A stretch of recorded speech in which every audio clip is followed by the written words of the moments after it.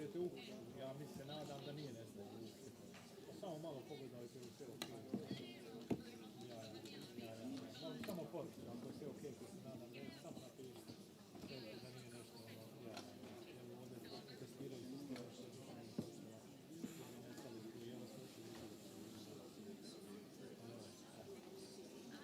Evo sad. Hvala ti na sve.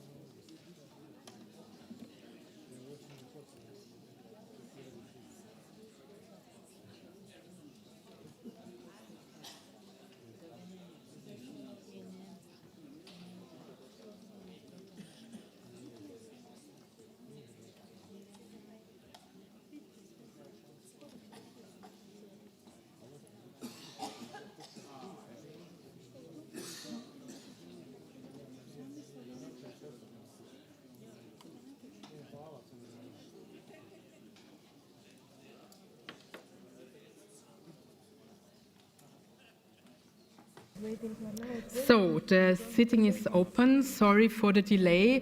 It was a blackout not only here in the hemicycle, it was a blackout in the whole region, but it also took a while after the electricity was back to settle all the systems here in the room, of course, that you really can speak and vote. It was not so clear, but now everything should work. Let us know in case there are some issues, please. The sitting is open. I remind members that in order to be registered for the sitting, you should insert your badge when you take your seat and keep it inserted at least for 30 seconds. You should also insert your badge in order to speak or vote. To request the floor, please press the request button. I also remind the Assembly that members who have not submitted an annual declaration of interest are required to start any intervention with an oral declaration of interest under paragraph 20 of the Code of Conduct for members of the Parliamentary Assembly. And I remind members that the Assembly agreed this morning that the speaking time this afternoon is 2 minutes, and please be also aware that after these 2 minutes the microphone really will be cut off.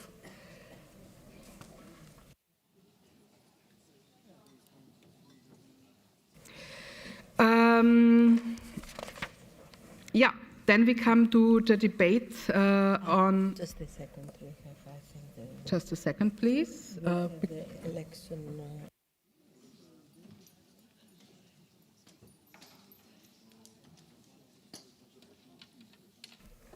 Perfect.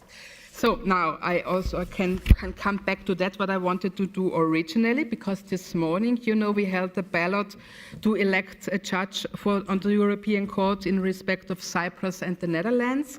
And I now will announce the ballots, and I will start with the election of Netherlands. The total number of members voting was 168. Number of blank ballot papers was 4. Number of spoiled ballot papers 2. Number of votes cast 162. And that makes an absolute majority of 82. And the votes were cast as follows.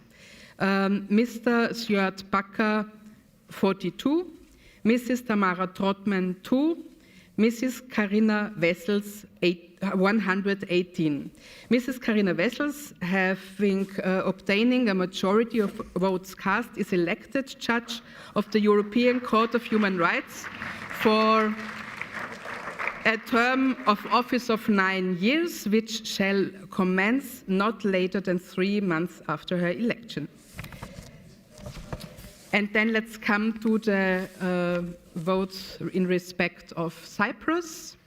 Number of members voting was also 168. Number of blank ballots 14. Number of spoiled ballots 2. Number of votes cast 152, which makes an absolute majority of votes cast of 77.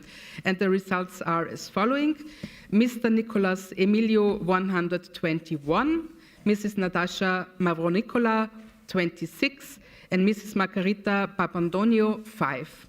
Mr. Nicolas Emilio, having obtained a majority of votes cast, is elected judge of the European Court of Human Rights for a term of office of 9 years, which shall not commence later than 3 months after his election. So we have 2 new judges. Perfect. So the next item of business is the debate on the report entitled Elections in Times of Crisis, document 16297, presented by Mr. Damien Cotier on behalf of the Committee on Political Affairs and Democracy in order to finish by 5:10 p.m. I will interrupt the list of speakers at about 5 p.m. to allow time for the reply and the vote. And I call Mr. Cotier, rapporteur. You have 7 minutes now and 3 minutes later to respond. Over to you. Merci Madame la Présidente et félicitations aux juges que nous venons d'élire à la Cour européenne des droits de l'homme. Imaginez, Madame la Présidente, que nous voulions tenir une séance de l'Assemblée et que soudainement il n'y ait plus d'électricité. Cela démontre, c'est ce que nous venons de vivre, cela démontre l'importance de la résilience des infrastructures et c'est exactement le même type de questions qui peuvent se poser lors de l'organisation d'un scrutin électoral à petite mais aussi à large échelle. Ce rapport trouve son origine dans une période que nous n'avons pas oubliée, même si, je dois dire, elle nous paraît très lointaine vu tout ce qui s'est passé dans le monde depuis, la pandémie du Covid-19. Une disruption fondamentale qui a confronté nos sociétés, mais aussi nos démocraties, à des défis inédits et à des dilemmes même. Comment protéger la santé publique sans affaiblir les droits fondamentaux? Et dans ce contexte sont apparues parfois brutalement les fragilités de nos systèmes électoraux, comme est apparu tout à l'heure la fragilité d'une assemblée face à l'absence d'électricité. Des scrutins ont été reportés, règles adaptées dans l'urgence, autorités électorales sous une pression extrême partout. Les élections sont devenues pendant le Covid-19 un test grandeur nature de notre résilience démocratique. Ces défis ont conduit notre Assemblée, ensemble avec le Parlement suisse, à organiser une conférence, la conférence de Berne de 2023, que j'ai eu l'honneur de présider, sur les élections en temps de crise. Cela a été une étape essentielle de notre réflexion collective. Mais les années qui ont suivi n'ont fait que renforcer le constat initial, car depuis lors, les crises se sont multipliées. Il y a eu malheureusement une catastrophe naturelle en Turquie peu avant les élections. Il y a eu la guerre d'agression, évidemment, qui est toujours en cours, hélas, menée par la Fédération de Russie contre l'Ukraine. Il y a la multiplication des menaces hybrides, des campagnes de désinformation, des cyberattaques. L'ensemble des crises qui ont montré, l'ensemble de ces crises ont montré, avec une clarté croissante, que la protection des élections libres et équitables n'est pas un enjeu technique ou procédural. Elle constitue la protection même des fondations sur lesquelles reposent des sociétés justes, libres et démocratiques. Et la présidente de la Moldavie ce matin, de la Moldova ce matin, Madame Maia Sandu, ici même dans cette Assemblée, l'a souligné de manière extrêmement claire, et je la cite, c'était il y a quelques heures dans cette Assemblée, « Je ne saurais trop insister, dit-elle, sur les élections. Dans les démocraties, elles sont le point d'entrée le plus vulnérable pour les manipulations étrangères et le plus décisif. » Et c'est exactement sur cette thématique que porte ce rapport. Dans un monde qui est marqué par l'imprévisibilité et l'instabilité, les élections ne sont pas seulement un moment de choix politique, elles sont devenues un point d'ancrage essentiel de la légitimité démocratique, des repères de continuité et de confiance. Alors, 3 messages pour ce rapport qui a été fait notamment suite à une visite en Suède. Je remercie les autorités suédoises qui nous ont bien reçus et montré un certain nombre d'éléments qu'ils avaient mis en place. Et nous avons à cette occasion, à Stockholm aussi, visité une institution qui s'appelle International IDEA et qui s'occupe de promotion de la démocratie et que je remercie également pour leur précieuse collaboration. 3 messages. Premier message, les élections sont un droit fondamental, même et peut-être surtout en période de crise. Nous devons continuer de nous référer à l'article 3 du protocole numéro 1 de la Convention européenne des droits de l'homme, avec un suffrage universel, égal, libre, secret et direct. Ce n'est pas une option, c'est une obligation et cela a été confirmé il y a 2 ans et demi par les chefs d'État et de gouvernement dans les principes de Reykjavik. Deuxième message, la crise n'est plus l'exception, elle devient même la norme. Et donc, nous devons nous adapter. J'en ai cité pandémie, catastrophes naturelles, terrorisme, conflits armés, désinformation, ingérence étrangère, polarisation extrême, etc. De plus en plus de scrutins se déroulent dans des contextes de vulnérabilité et on ne peut pas à chaque fois reporter des scrutins ou se poser les questions au moment où les crises apparaissent. Il faut s'y préparer pour être résilient. Troisième message, nous avons ici au Conseil de l'Europe des atouts considérables et donc le devoir d'agir.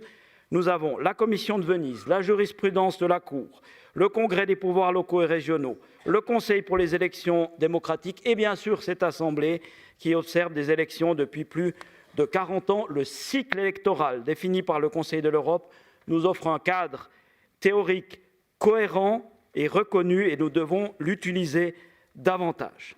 Alors ce qu'il faut faire, c'est premièrement préparer un cadre juridique et institutionnel dans les différents pays pour être prêt.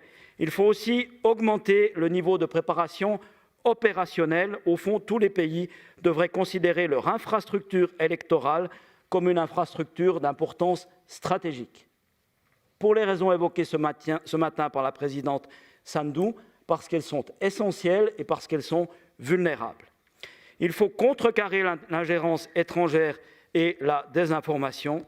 Il faut sauvegarder et renforcer et probablement repenser l'observation électorale. Même en situation d'urgence, une observation doit pouvoir avoir lieu, peut-être même surtout en situation de crise. Et nous devons probablement repenser là où nous regardons, car nous sommes extrêmement doués, efficaces. Nous avons construit un savoir-faire dans cette Assemblée pour observer les élections, en particulier le jour du scrutin et les jours qui précèdent. Mais ce n'est pas forcément à ce moment-là, ni dans un ballot box, dans une boîte électorale, dans une urne physique que les problèmes se passent. C'est parfois en amont, dans la législation, dans la campagne, dans la manière dont on peut ou on ne peut pas être candidat, ou sur des questions évidemment digitales. Et donc nous devons repenser la manière d'observer les élections pour rester efficaces. Nous devons gérer les crises prolongées et l'après-conflit. Et ici, bien évidemment, que nous devons soutenir efficacement l'Ukraine dans sa réflexion pour la préparation des élections qui doivent être possibles lorsque les conditions le permettront et que la loi martiale sera levée. Il faudra un soutien fort et le Conseil de l'Europe et l'Assemblée sont actifs dans ce domaine et ils doivent évidemment le continuer parce que ce sera un défi considérable. Et enfin, il faut renforcer le rôle de notre Assemblée en mettant le cycle électoral au cœur de notre action. Je l'ai dit, en repensant notre manière d'observer les élections, et cela peut aussi vouloir dire où nous les observons. Et une des propositions du rapport est que nous ne le fassions pas seulement dans les pays qui sont sous observation, en monitoring, mais aussi dans d'autres pays, car nous pouvons tous apprendre les uns des autres à être davantage résilients. Thank you very much, Mr. Cotier. I open the general discussion and I remind you that the time limit for the spokesperson for political groups is 3 minutes, for everybody else 2 minutes, and please be aware that the microphone will be cut off after these 2 or 3 minutes. And first on my list on behalf of ECPA is Lord Blencathra. President, I congratulate Monsieur Cottier on his excellent report, Elections in Time of Crisis, because it sets out a clear, practical roadmap to strengthen legal clarity for emergencies, bolster operational preparedness, protect electoral infrastructure from foreign interference and cyber threats, adapt and preserve robust election observation, and build long-term resilience across the electoral cycle. Colleagues, these are not abstract ideals. They are urgent, actionable priorities, and Mr Cottier has got it absolutely right. The recommendations call first for legal and procedural clarity. This legal backbone is the guardrail that keeps emergency responses lawful, proportionate and temporary. Operationally, the report urges comprehensive risk assessments, contingency planning and strengthen electoral management bodies, resources and communication strategies. Crucially, the report recognises the modern vectors of disruption, that's systemic disinformation, coordinated foreign interference, cyber attacks and AI-enabled manipulation. It calls for whole-of-society strategies, and that's a great idea, involving parties, media, civil society, academia and security services to protect information integrity and electoral infrastructure, and early warning capabilities are essential to defend the vote in the digital age. What I'm particularly pleased about is that these recommendations dovetail directly with the practical priorities I set out in our annual report from the Parliamentary Alliance for Free and Fair Elections, which I presented yesterday to this Assembly. And that set out some clear operational steps. We need a concise observer checklist translating parameters into clear indicators. We need a dedicated methodology for out-of-country voting, so diaspora ballots meet the same standards as domestic ones. And we need to observe the whole run-up to an election and not just on polling day. And we need a lean digital AI threats group embedded in our electoral missions to brief observers and to run the threat scans. Colleagues, our two aims of Mr Cottier's report and the Alliance Action Plan for the Future are inseparable. High standards without operational tools leave elections vulnerable. Operational tools without legal safeguards risk abuse. By implementing the report's legal, operational and digital recommendations, and by adopting the concrete measures in paragraphs 59 to 79 of our Alliance annual report, we create a resilient electoral ecosystem, one that protects voters, empowers observers and preserves legitimacy even in times of crisis. So, colleagues, let us commit to turning these recommendations into law, into budgets, into trained teams and into everyday practice. Democracy is not a default setting, it is a responsibility.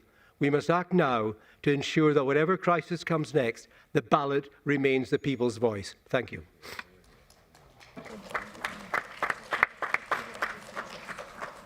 Thank you very much. And on behalf of ALDE, I call Mrs. Larissa Bilosir.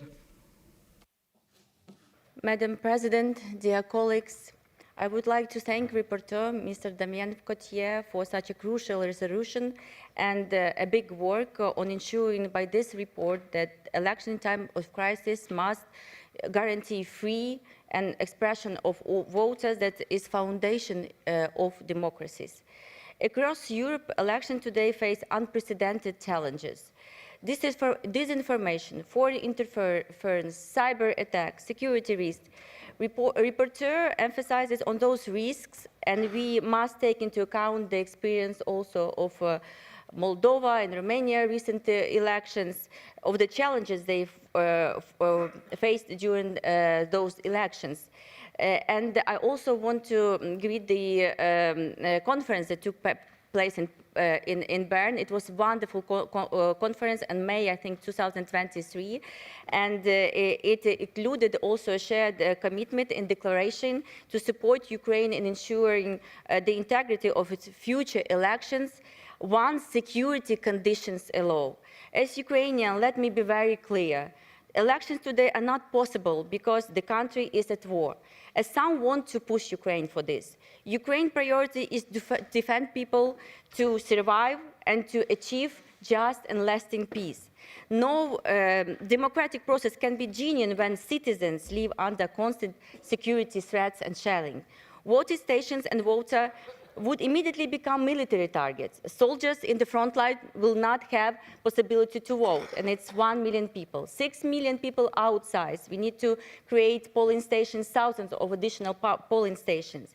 Any electoral outcome produced under such unequal and unsafe conditions during war would inevitably be questioned, both domestically and both externally. That is why the Constitution of Ukraine forbids election during wartime. And after the war, Ukraine wants to hold election. We already created the group where I'm a member, and we are working on the issues of security, legitimacy, on preparations for election, and it is established already, and the law, amendments to the law are ready. But we need this war to be finished. The Council of Europe is also a very key partner in this process. Under the current action plan, there is all the expertise. They support reform, transparency, and integrity in our electoral system. But after war, we would like also the help of your member states, sustained support from your member states. This is why the resolution before us really matters. Election must express the will of the people and must be free, genuine, and safe in the first place. Thank you, colleagues. Thank you very much. Next on the list on behalf of the political groups is Sevilay Celnek for UL. Thank you, Madam President. Dear colleagues, on behalf of my group, I thank the rapporteur for this carefully prepared report. It is perfect indeed. But I would like to take this opportunity to discuss key issues within the framework of elections and democracy. Protecting elections must prevent the invalidation of results by those in power. National security cannot be an excuse to restrict elections. This information includes not only foreign interference, but also the use of media in favor of governments. Today, crises are no longer temporary exceptions. They are often deliberate modes of governance. Severe economic hardship, poverty, and unemployment combine with the systematic polarization of society. Public institutions lose independence and are transformed into instruments of authoritarian control. Elections occur where trust in the judiciary is eroded. Public institutions lack neutrality, and media faces intense pressure. Societies are kept in perpetual states of fear, while crises are misattributed to vague external threats. This climate doesn't strengthen democracy, it drives citizens away from politics.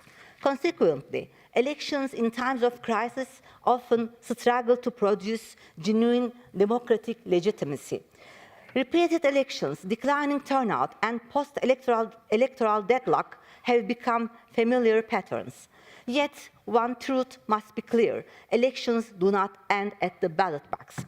Turkey illustrates this clearly. Despite pressure, citizens continue to participate with high turnout. However, the systematic appointment of trustees since 2019 has nullified local electoral outcomes. Democracy depends not only on holding elections, but also on respecting results. Removing elected officials suspends the will of the electorate. The Council of Europe must treat elections not as technical procedures, but as processes encompassing pre- and post-electoral phases. International observation must ensure respect for results and protection of democratic gains. Elections framed as existential threats undermine peaceful political competition. Authoritarian governments use them to consolidate power, entrenching domestic and international tensions. And the United European Left, we call on the Council of Europe to defend democracy firmly in times of crisis, ensuring that elections remain meaningful, peace is protected, and the will of citizens is respected. Because where elections lose their meaning, democracy and peace cannot remain. Thank you.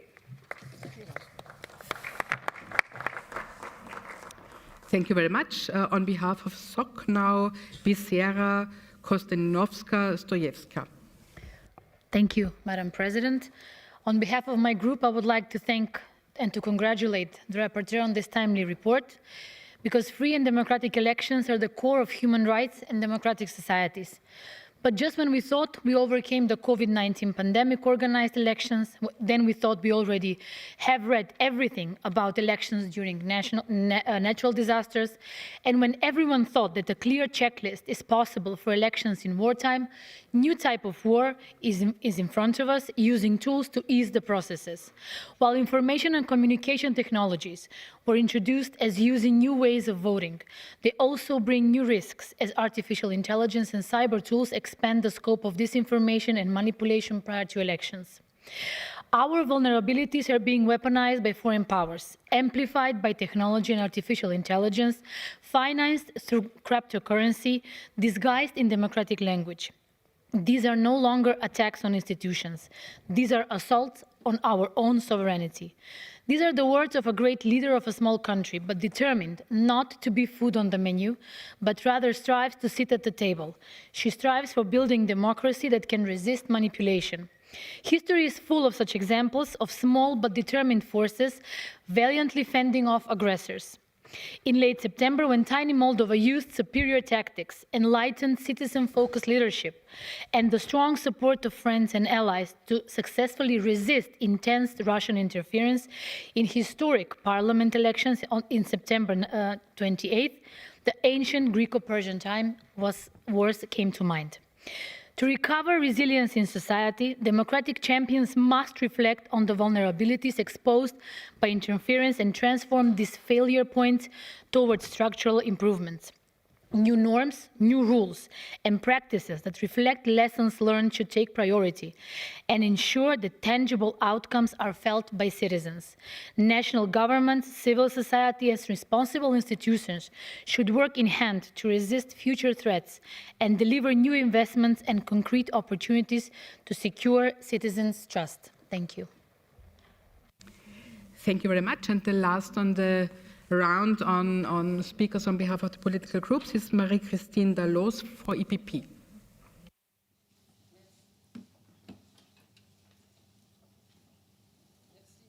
Présidente, mes chers collègues, composante importante de la menace hybride, les ingérences numériques constituent une menace particulièrement grave pour le fonctionnement de nos démocraties. Les élections constituent une cible de choix. Le but est simple, rompre le lien de confiance entre les citoyens et les institutions chargées de les représenter. Le développement de la désinformation, des fake news, nuisent à la crédibilité du processus électoral. Les techniques utilisées sont multiples, ainsi l'utilisation d'influenceurs pour amplifier certains narratifs, la diffusion hors contexte d'images, de vidéos déformant les propos tenus ou de plus en plus l'utilisation de l'intelligence artificielle pour créer des fausses prises de position. Sans parler des cyberattaques. Face au numérique, les élections sont mises à mal, particulièrement en temps de crise. La dématérialisation d'une partie ou de l'ensemble du processus électoral accentue ces risques. Une cyberattaque peut bloquer le système et la protection numérique devient alors essentielle pour préserver la fiabilité des élections. Cela est particulièrement important lorsque les élections sont organisées juste après une crise grave. L'exemple des élections post-conflit évoqué dans la résolution montre que, contrairement à ce que préconise le plan de paix de Donald Trump, il ne sera pas possible d'organiser en Ukraine des élections 60 jours après le silence des canons. Construire des listes électorales fiables, trouver des solutions législatives permettant aux réfugiés ukrainiens à l'étranger de voter, assurer la sécurité d'une campagne électorale et du vote, s'assurer que des menaces hybrides ne viennent pas troubler le processus, car après une guerre, une crise grave, la crédibilité des élections, de leurs résultats est fondamentale pour que la reconstruction puisse enfin commencer. Une réflexion est déjà en cours pour mettre en place les réformes législatives nécessaires. Dans ce contexte, le rôle du Conseil de l'Europe est essentiel.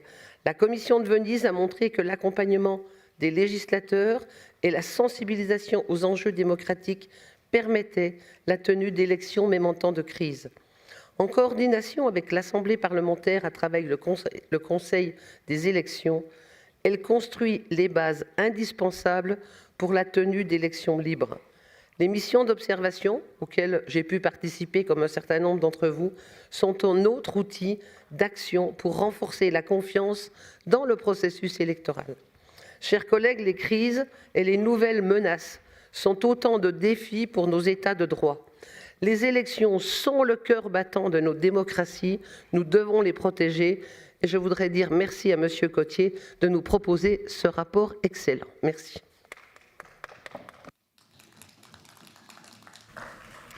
Thank you. Now we start with the list of speakers. I want to remind you, you have 2 minutes now and the microphone will be cut off after 2 minutes. And the first on the speaking list is Aysu Pankoglu, my former neighbor. Thank you, Madam President. Dear colleagues, I thank Mr. Cothier for this report, which addresses the pressure that crises exert on democratic institutions and electoral processes. This report speaks directly to the reality my country, Turkey, is living today. In Turkey, we are no longer debating abstract risks to democracy, we are experiencing them. Our presidential candidate, Ekrem İmamoğlu, has been unjustly imprisoned. His university diploma was revoked to eliminate him from political competition. Elected mayors across the country have been behind bars for nearly 10 months. This is not crisis management. This is the manufacturing of crisis to silence opposition and weaken democracy. On the other hand, around the world, we are witnessing the dangerous normalization of authoritarianism. Leaders openly question the value of elections themselves. Trump suggested that maybe elections are not even necessary, a statement that would once have been unthinkable in democratic societies, and it reflects a wider global trend. Power without accountability, authority without consent. The report rightly reminds us that elections are the foundation of democratic legitimacy. When governments manipulate crises to postpone, distort, or override the will of the people, democracy is dismantled. The imprisonment of opposition leaders, the silencing of local governments, and the criminalization of dissent must be named for what they are: violations of democratic principles and human rights. This assembly cannot remain a mere monitoring. We must send a clear message. No crisis justifies the suspensions of democracy. No government has the right to rule without the consent of its people. Democracy is not a luxury for stable times. It is most essential precisely when power feels most tempted to abandon it. Thank you.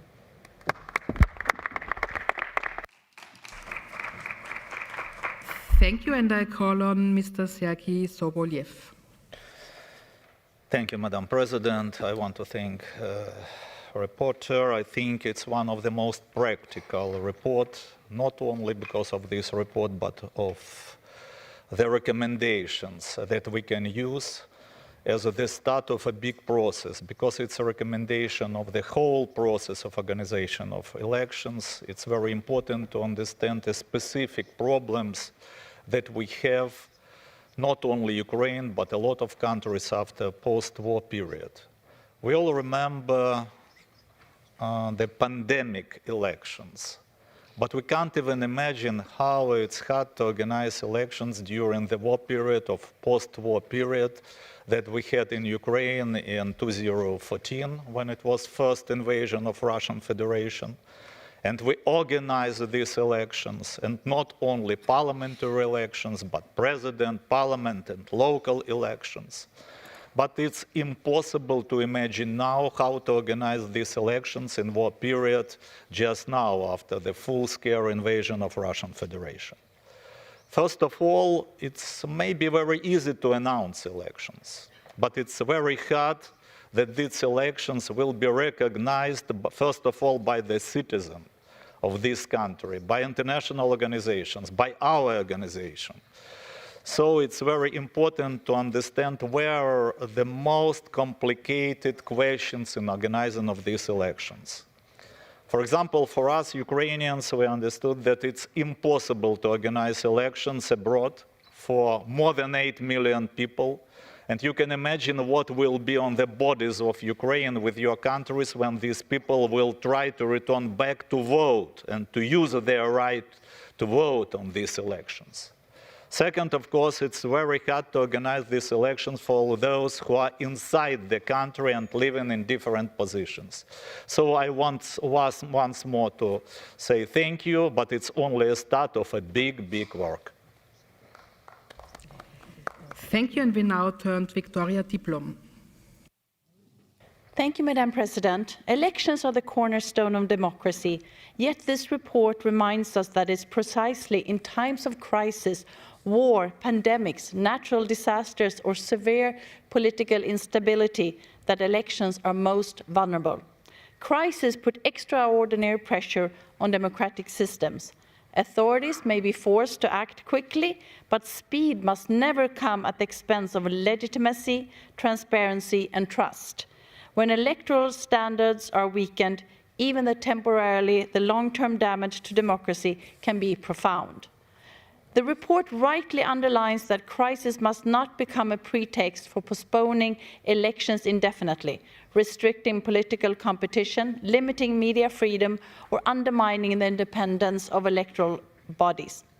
Emergency measures must always be lawful, proportionate, time-limited, and subject to democratic oversight. At the same time, the report offers constructive guidance. Flexibility is sometimes necessary, whether through adjusted voting procedures, expanded early or postal voting, or the use of digital tools. But flexibility must go hand in hand with robust safeguards, equal access for all voters, and strong protection against disinformation and foreign interference. Particularly important is the emphasis on public trust. Citizens must understand why measures are taken and how their vote is protected. Finally, this report is a call for preparedness. Crises will occur again. Democratic resilience depends on planning in advance, strengthening institutions, and anchoring emergency electoral measures firmly within the framework of the European Convention of Human Rights. I strongly welcome this report and recommendations. Thank you, Madam President. Thank you very much. And now we listen Benoit Lutgen.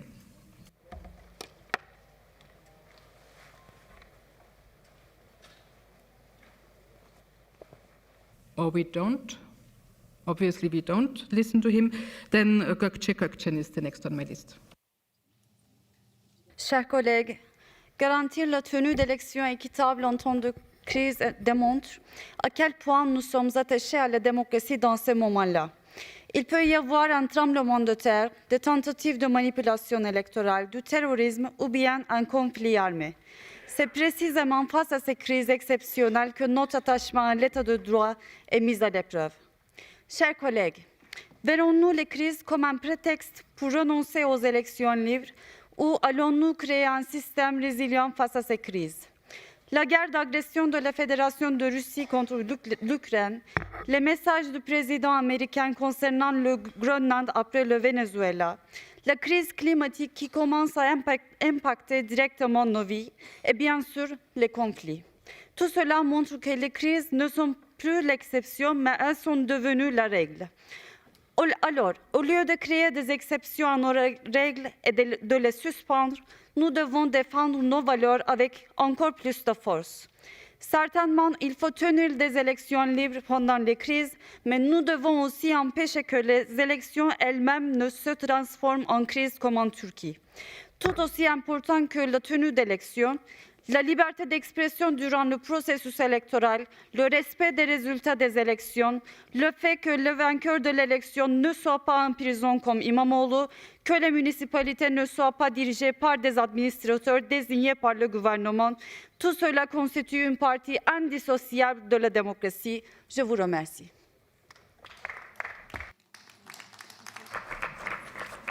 Thank you, and Sanda Kalnina Lukashevitsa is next. Thank you, Madam President, and thank you, Damian, for your excellent report on this highly relevant and pressing topic. Elections are truly the cornerstone of democracy, and elections are our democratic jewel. At the same time, elections have become a primary target of our adversaries. Across Europe and even across the Atlantic, several referring trends can be observed, repeating themselves from country to country. First, malicious usage of the AI.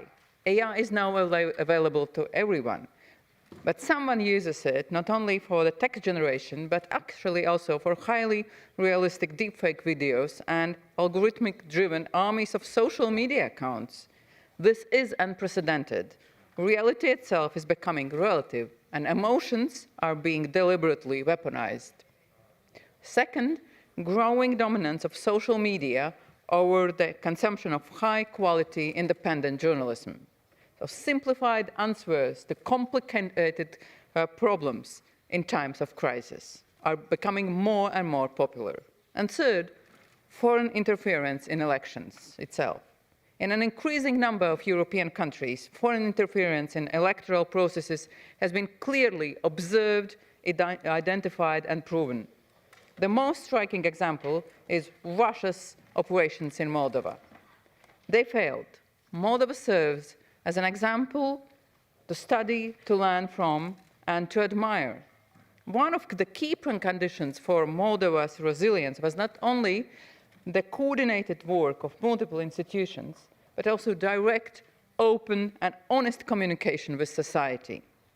So foreign interference must be prevented, not corrected, after it has already taken hold. The Kremlin's broader objectives is to weaken support for Ukraine, and we should not allow it. Therefore, also, this report is so important. Thank you so much. Thank you, and now over to Laszlo Vesce.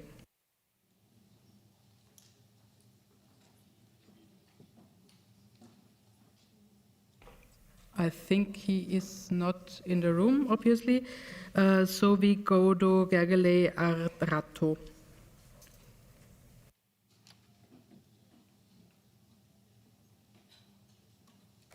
Thank you very much, Madam Chair. Dear Assembly, thank you for Damian for this excellent report on a crucially important topic, election during crisis. Maintaining public trust in electoral processes is absolutely essential for democracy's foundations. My particular concern is extraordinary circumstances could be used to obstruct elections.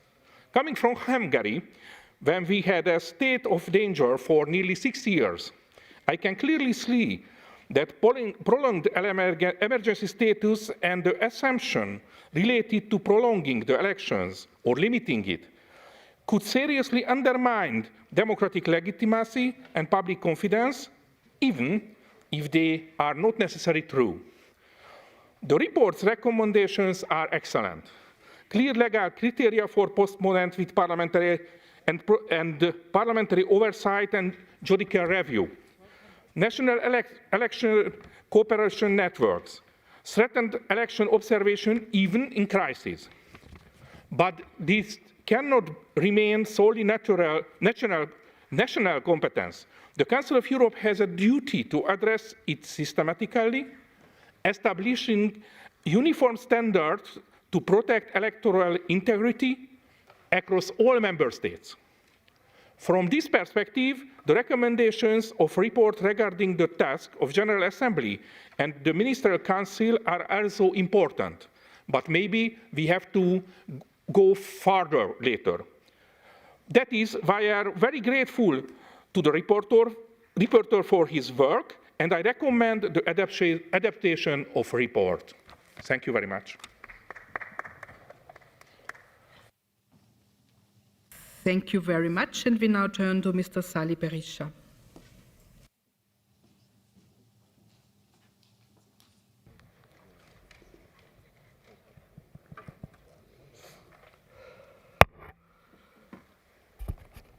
Thank you, Madam Chair. I think the matter of elections in crisis, but also out of the crisis, the most fundamental question is, there is an election or an election farce?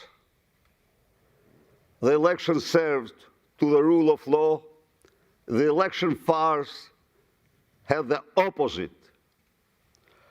I strongly condemn Russian interference in elections in other countries, but I'm here also to denounce two other major factors which could ruin the elections. One of them is state party or party state. Like it was told here by observers that in Albania, elections were in the climate of a party state. Second major problem is the narco state. The narco state is a condition in which drugs and crimes are transformed into votes, and the votes later are transformed into crimes. 28 MPs were entered in parliament supported by most powerful drug cartels. After that, they got 450 permission for hotels, motels, buildings, touristic resorts. After that, their mandates are used to block entirely the prosecutor office. The prosecutor office asked to arrest and remove immunity of Vice Prime Minister. Edi Rama, the Prime Minister, which is called larger Ramaduro, blocked the prosecutor initiative and is not allowing. So why? Because in every 3 lines of this file is his name. The same is happening with the ACSI, National Agency of Technology.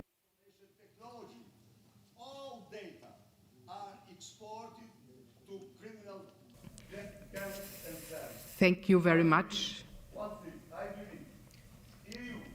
The microphone is off, so there is no translation anymore. Thank you very much.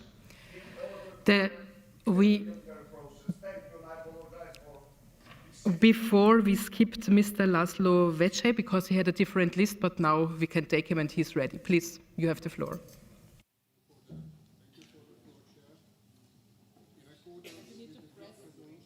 You need to press the button on the microphone. Thank you for the floor. It's okay now? Yes. So in accordance with the draft resolution, the fundamental law of Hungary contains clear provisions on the holding of elections during a state of war and state of emergency, including clear and limited criteria for postponement in accordance with the principles of legality, necessity, proportionality, and temporariness. Under Hungarian constitutional regulations, in accordance with the draft resolution, a decision by the National Assembly and a qualified majority are required to postpone the election. During a state of war or a state of emergency, National Assembly shall neither declare its dissolution nor be dissolved. During a state of war or a state of emergency, general elections for members of National Assembly may not be scheduled and may not be held. In such cases, a new National Assembly shall be elected within 90 days from the time of termination of the state of war or state of emergency. If the general elections for members of National Assembly have already been held, but the new National Assembly has not yet formed, the President of the Republic shall convene the constitutive sitting for a date within 30 days from the termination of the state of war or state of emergency. If National Assembly has dissolved itself or has been dissolved, it may be convened during a state of war or state of emergency by the President of the Republic. National Assembly may declare a state of war in 3 cases. Case 1, in the event of proclamation of military conflict or threat of war. State B, in the event of armed aggression from abroad, an equivalent act to external armed attack, and an imminent threat, therefore, 3rd case, for the purpose of fulfillment of an alliance treaty obligation of collective defense. Majority of two-thirds of the votes of members of National Assembly shall be required for the declaration of state of war. Thank you for the floor. Thank you very much. And now the floor is for Luis Morel. Merci Madame la Présidente, chers collègues. Je voudrais d'abord remercier chaleureusement Monsieur le rapporteur Damien Cottier pour la qualité de son rapport qui aborde un sujet qui prend une place de plus en plus importante dans nos travaux, la tenue des élections en temps de crise. Ce rapport part d'un constat lucide. Aujourd'hui, les élections se déroulent rarement dans des conditions normales. Il arrive que la désinformation, les ingérences étrangères, les cyberattaques, les crises sanitaires, les conflits armés ou les urgences prolongées soient légion et pèsent de manière structurelle sur l'intégrité et parfois l'intégralité de nos processus démocratiques. Et c'est notre responsabilité comme membre du Conseil de l'Europe, attaché à l'état de droit et aux libertés fondamentales, de préserver la légitimité démocratique de ces scrutins, surtout dans ces contextes contraints. Je voudrais dire que j'apprécie particulièrement le fait que votre rapport refuse toute approche binaire. Il rappelle que ce n'est ni le report des élections, ni leur organisation à tout prix qui constituent en soi des garanties démocratiques. Ce qui compte, ce sont des cadres juridiques clairs, des décisions proportionnées, transparentes, soumises au contrôle parlementaire et judiciaire et une approche globale qui couvre l'ensemble du système électoral.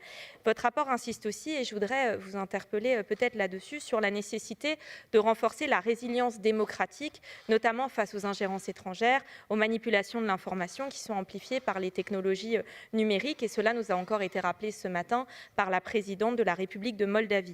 La protection de l'intégrité électorale ne peut plus se limiter au jour du scrutin, elle doit commencer bien en amont, éducation aux médias, transparence des financements politiques, protection des infrastructures électorales, coopération entre les institutions. Mais ma question serait la suivante et je serais heureuse de vous entendre là-dessus. Comment, selon vous, le Conseil de l'Europe pourrait-il agir en amont, avant que les crises ou les ingérences ne compromettent la confiance des électeurs? Et faudrait-il, selon vous, étendre le statut des observateurs internationaux aussi aux élections, mais dans l'espace numérique, et si oui, comment? Je vous remercie. Thank you. Koloman Brenner is the next on my list. Dankeschön, Frau Präsidentin. Sehr geehrte Kolleginnen und Kollegen, erstens möchte ich auch dem Herrn Rapporteur danken für diesen exzellenten Bericht und allen Kolleginnen und Kollegen, die da mitgearbeitet haben. Nach 1945 hat die ausgewogene bürgerliche Demokratie für den Westen von Europa Wohlstand und Freiheit gebracht. Für uns in Mitteleuropa und Osteuropa hat die sowjetrussische Besatzung was anderes. Deswegen ist es wichtig, auch in dieser Versammlung auf die Wahlen als Herzstück der bürgerlichen Demokratie hinzuweisen. Und auch in Krisenzeiten sind sie besonders wichtig.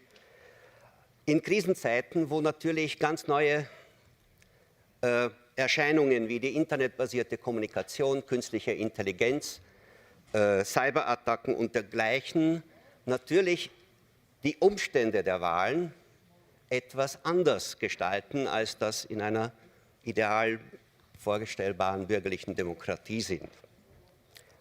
Noch dazu sind meistens amerikanische globale Firmen unterwegs, die unserer Rechtsprechung sich häufig entziehen. Der gut informierte Bürger ist von unterschiedlichen Medien unterschiedlich behandelt. Wer entscheidet über die Flächen in den Medien? Welcher Journalist wird von wem bezahlt, um einen gewissen Rahmen zu setzen für ein Thema? Das alles beeinflusst den demokratischen Prozess. Es ist also ein besonders wichtiger Bericht und ich möchte dem Herrn Rapporteur und allen Kolleginnen und Kollegen danken für dieses besondere Stück von Demokratie. Herzlichen Dank. Danke sehr. Thank you very much. Now on the list is Armen Gevrogian.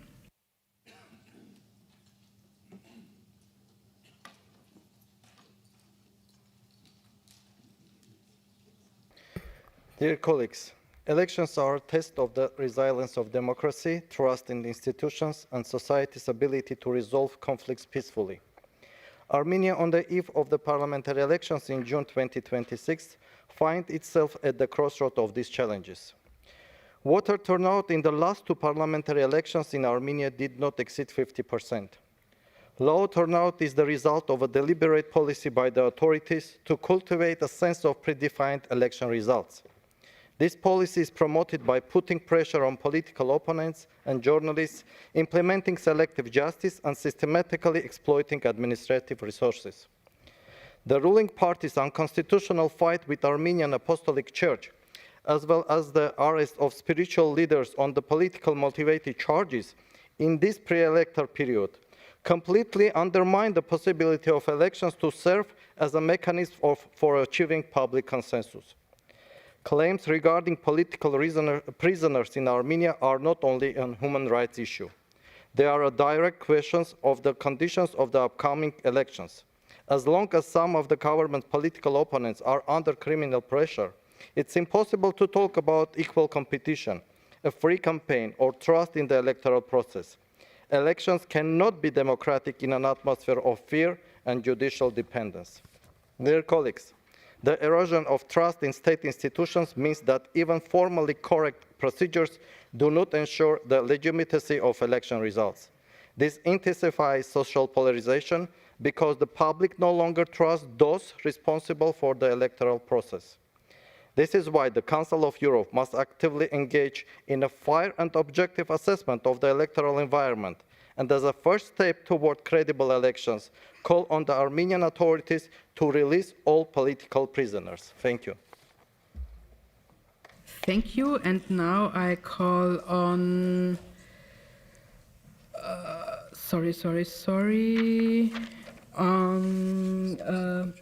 Georgios Psychogios. Sorry.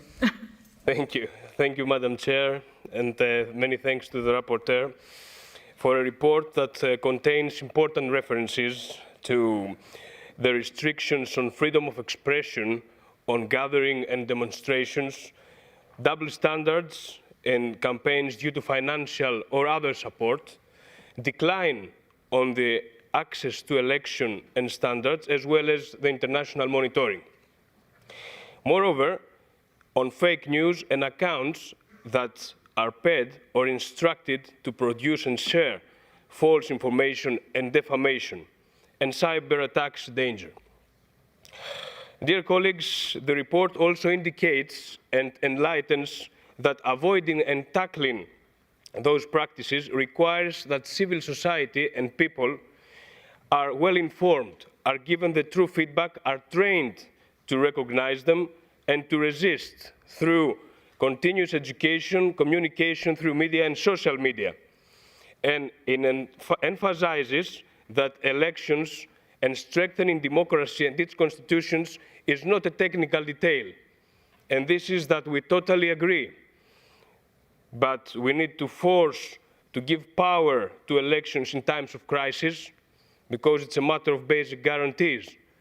But we also need to elections and democracy not to be in crisis, which means not widen the inequalities, the rage, the hate speech, the scandals and corruption, and of course the law of power and the law of the jungle that certain policies try to impose all over the world.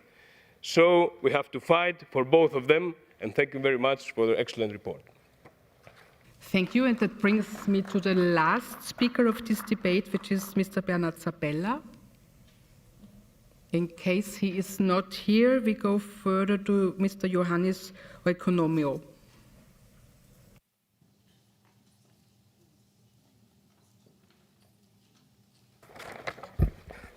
Thank you, Madam Chair, and thanks to the rapporteur.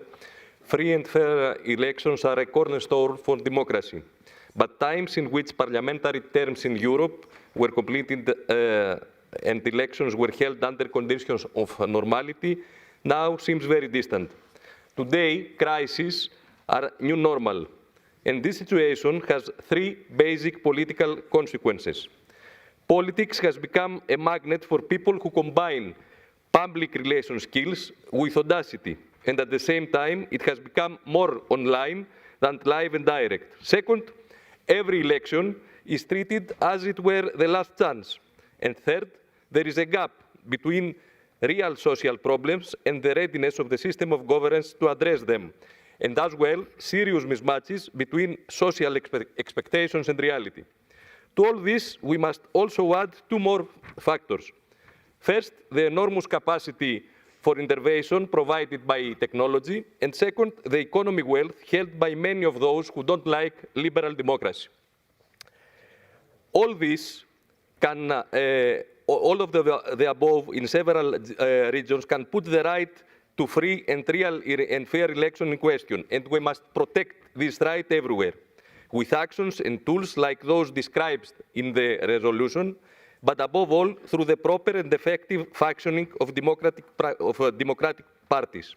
Political parties must once again become agents of opinion formation, political mobilization, and the articulation of competing political agendas.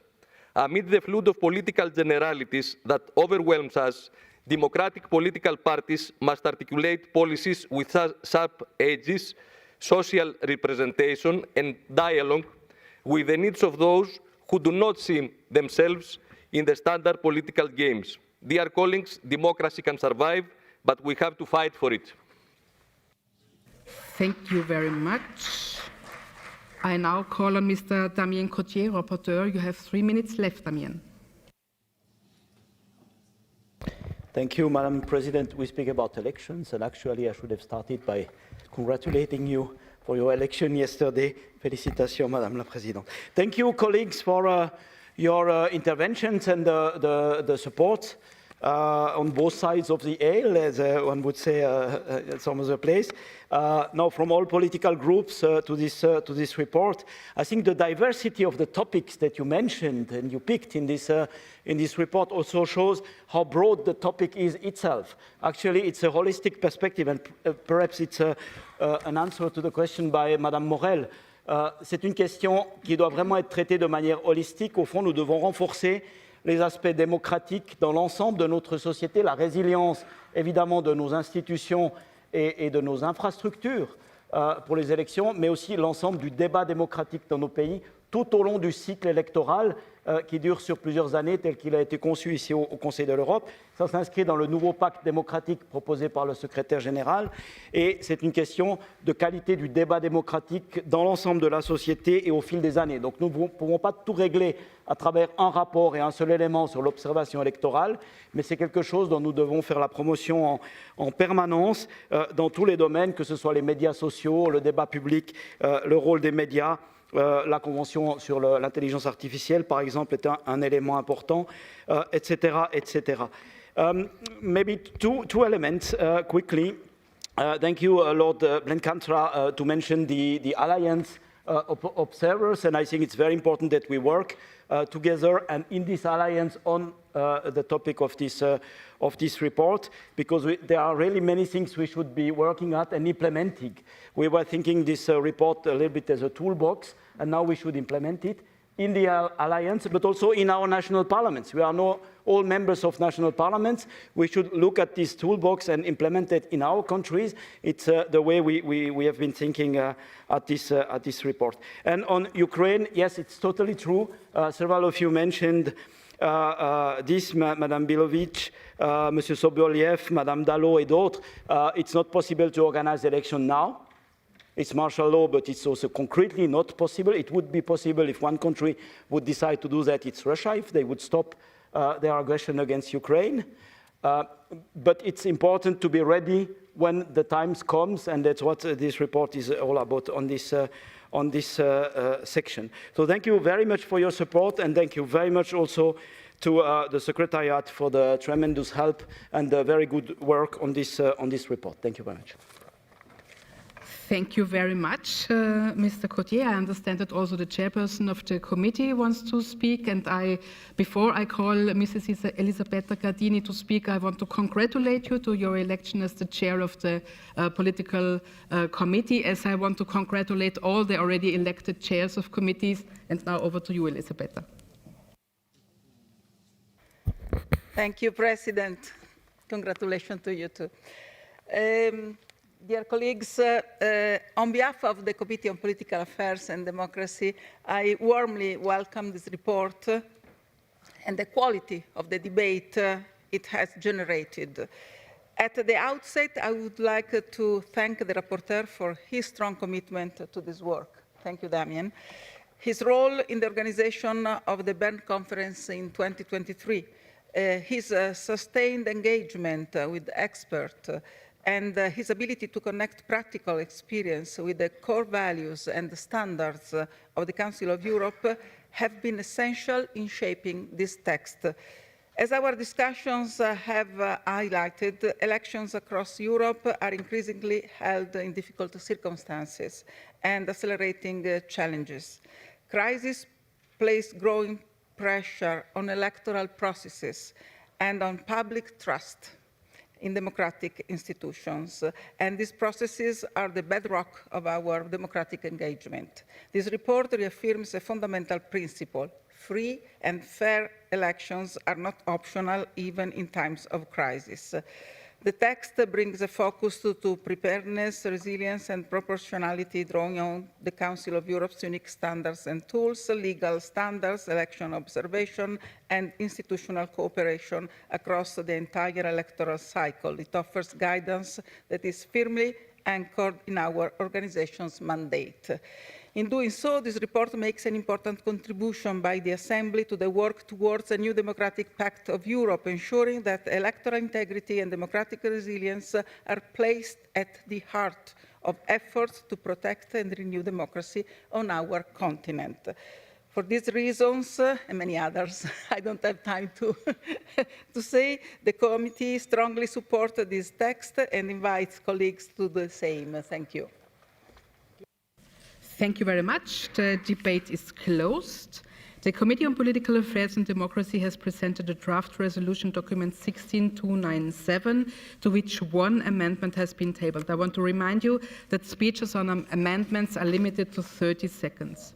Any amendment which has been unanimously approved by the committee seized for report shall not be put to a vote in plenary and shall be declared as definitely approved unless 10 or more members of the Assembly object. I understand that the chairperson of the committee wishes to propose to the Assembly that one amendment to the draft resolution document 16297 was unanimously approved by the committee to be declared definitely as approved. Is this so, Mrs. Chairperson? Yes, it is. So if no one objects, I will consider the amendment as approved. Amendment 1 to the draft resolution is therefore approved and will not be called. 9. Yeah. We will now proceed to vote on the draft resolution contained in document 16297 as amended. A simple majority is required. The vote is open.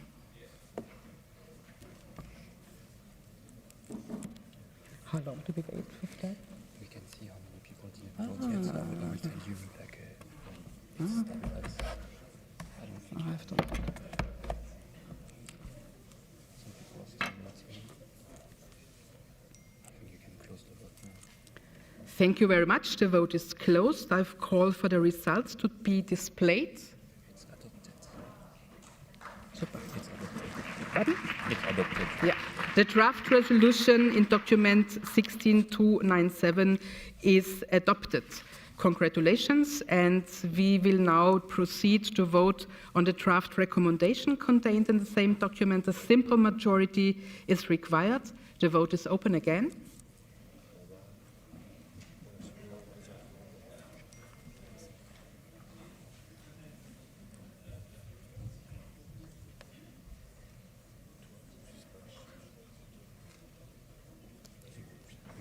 Yeah. The vote is closed. I call for the results to be displayed. And so it's also adopted. The draft recommendation in document 16297 is adopted.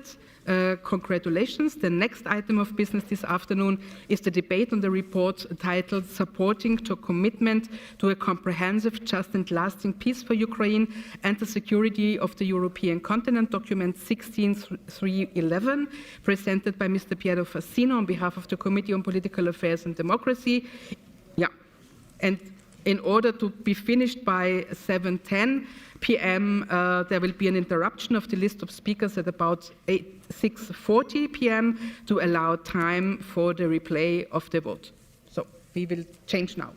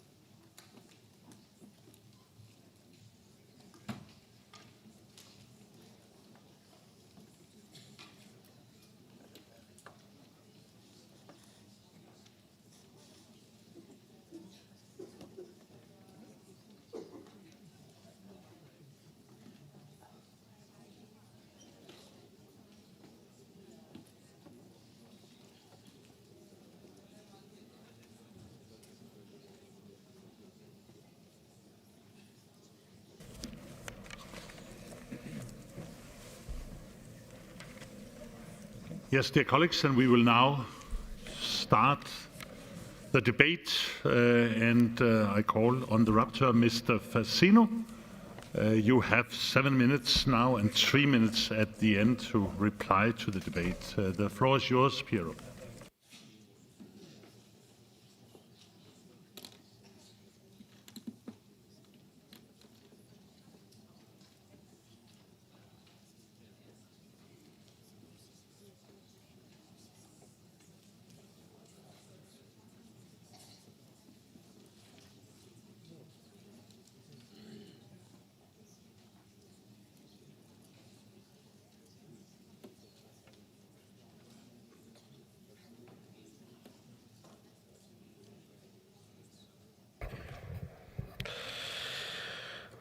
Thank you, Mr. President.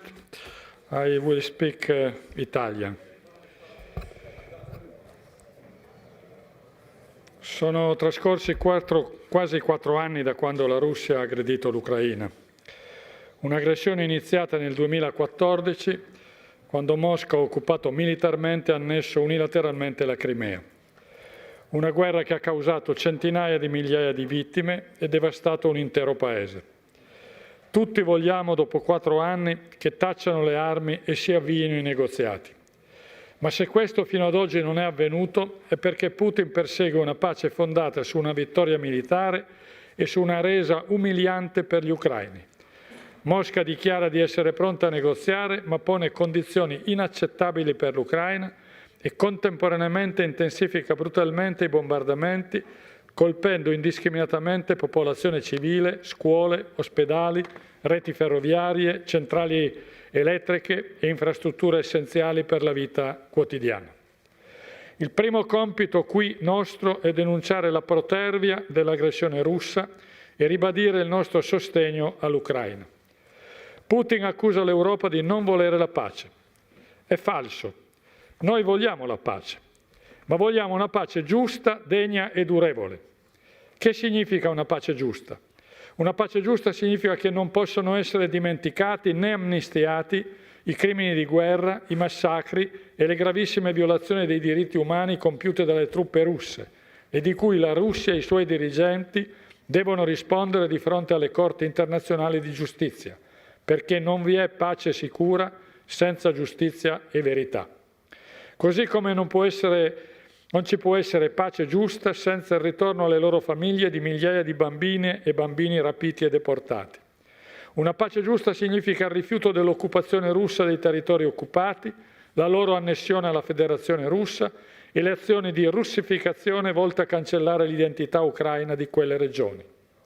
Una pace giusta significa la liberazione di tutti i prigionieri militari e civili ucraini, secondo le convenzioni internazionali. Una pace giusta significa che l'Ucraina va garantita nella sua indipendenza e sovranità, respingendo la pretesa russa di sottometterla a una sovranità limitata, garantendo che l'Ucraina sia libera di scegliere il proprio destino e le proprie alleanze.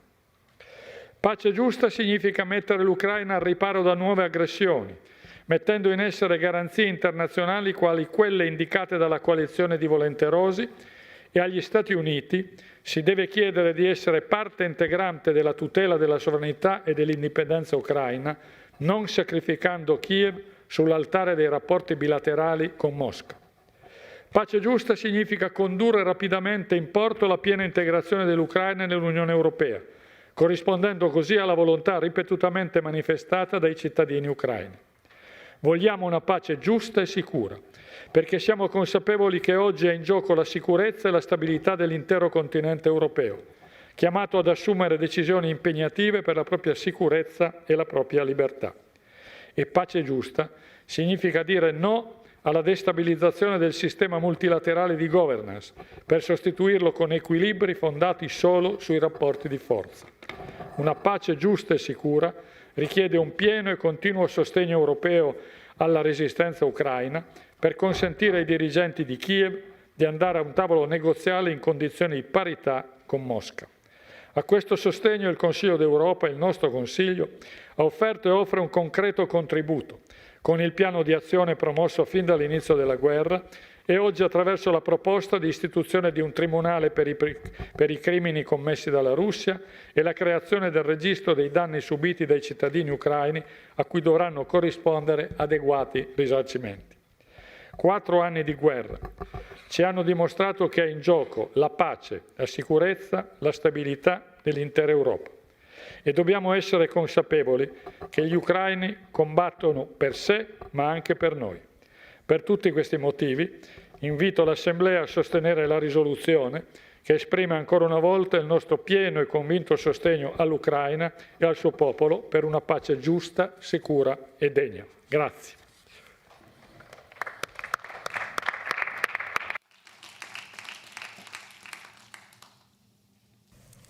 Thank you very much. And now I will open the general discussion, and I remind you that the time for spokespersons for political groups is 3 minutes, and for everyone else it is 2 minutes. And I call first Mr.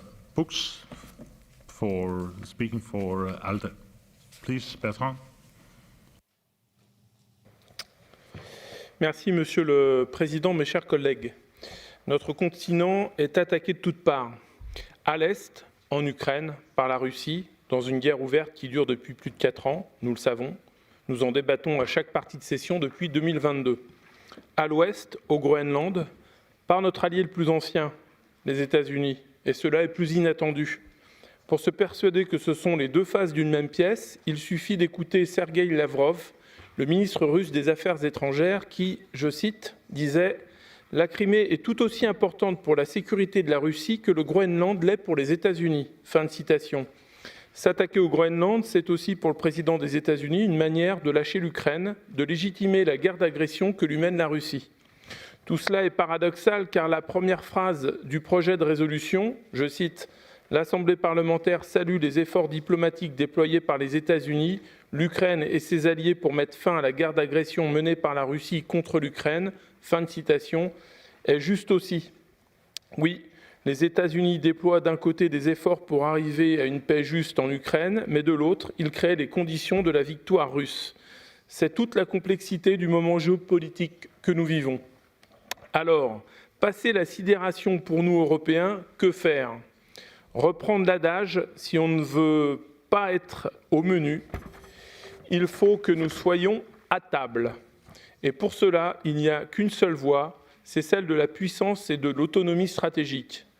À cet effet, nous appelons nos collègues européens qui sont fascinés par Donald Trump à choisir entre cette fascination et la défense de la souveraineté de leur pays. Il en va de notre survie à tous en tant que peuple libre, car oui, la sécurité de l'Ukraine, c'est d'abord une affaire européenne. C'est notre vision du monde, celle du respect de la souveraineté des États, du multilatéralisme et du respect du droit international. Celle qui refuse les visées impériales qui semblent à l'œuvre. C'est la défense de nos intérêts, car l'Ukraine ne défend pas seulement son territoire, elle défend l'intégrité de l'Europe tout entière. Elle est seulement en première ligne. Pour atteindre notre autonomie stratégique, il ne faut pas seulement miser sur la diplomatie, mais aussi, ensemble, sur l'industrie de défense, le numérique, le spatial, être capable de proposer des alternatives crédibles aux biens et services américains ou chinois. Nous devons également, et je ne pouvais pas finir ce discours sans l'évoquer, être capable de nous nourrir nous-mêmes. L'agriculture, mes chers collègues, est peut-être l'activité la plus essentielle et la plus oubliée, tellement nous sommes habitués à ce qu'elle fonctionne chez nous. En définitive, nous souscrivons avec le groupe ALDE, évidemment, à tous les points de la résolution, mais elle n'est qu'une facette de tout ce à quoi nous devons nous atteler, et nous y atteler ensemble dans un esprit de coopération et de fraternité face aux vents contraires qui nous menacent tous. Dans ce contexte, le groupe ALDE, bien évidemment, votera la résolution présentée par notre collègue Fassino. Je vous remercie. Thank you very much. And I call on Mr. Kalimatianos to speak on behalf of UAL. Esteemed Chairman, dear colleagues, it is our fundamental principle that Russia's invasion of Ukraine constitutes a blatant violation of the United Nations Charter and the international law.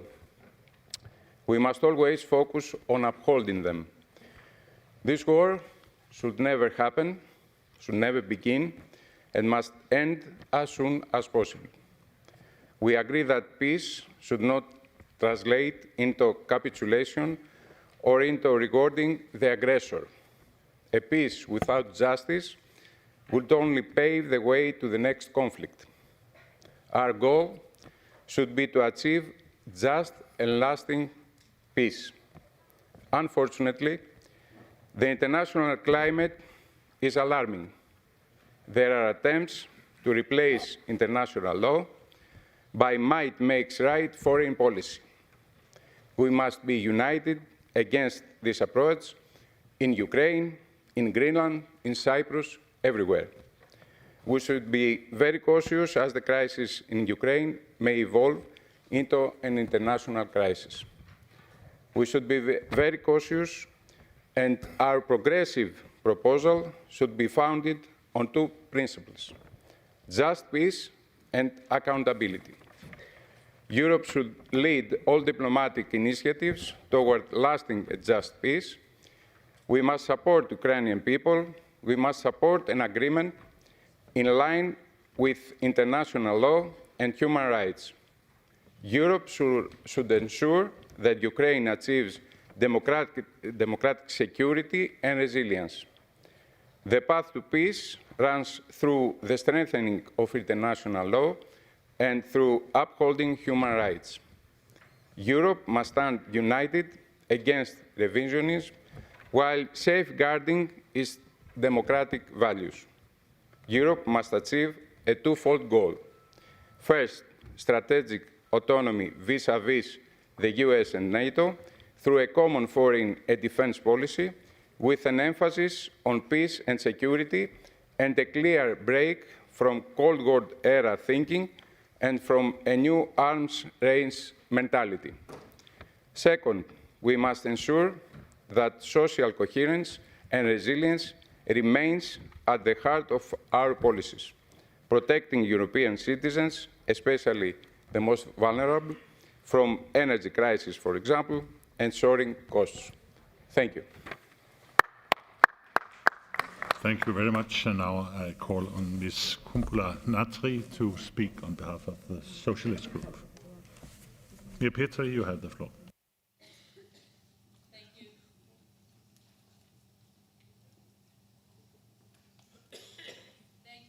Thank you, Chair, and Mr. President and dear colleagues. When the world calls for the ceasefire in Ukraine, Russia answers with destroying civil infrastructure. When the aim is peace and the other side fires more missiles and targets them to the civilian infrastructure, it doesn't sound like someone aiming for the peace, but it is like terrorizing life of civilians.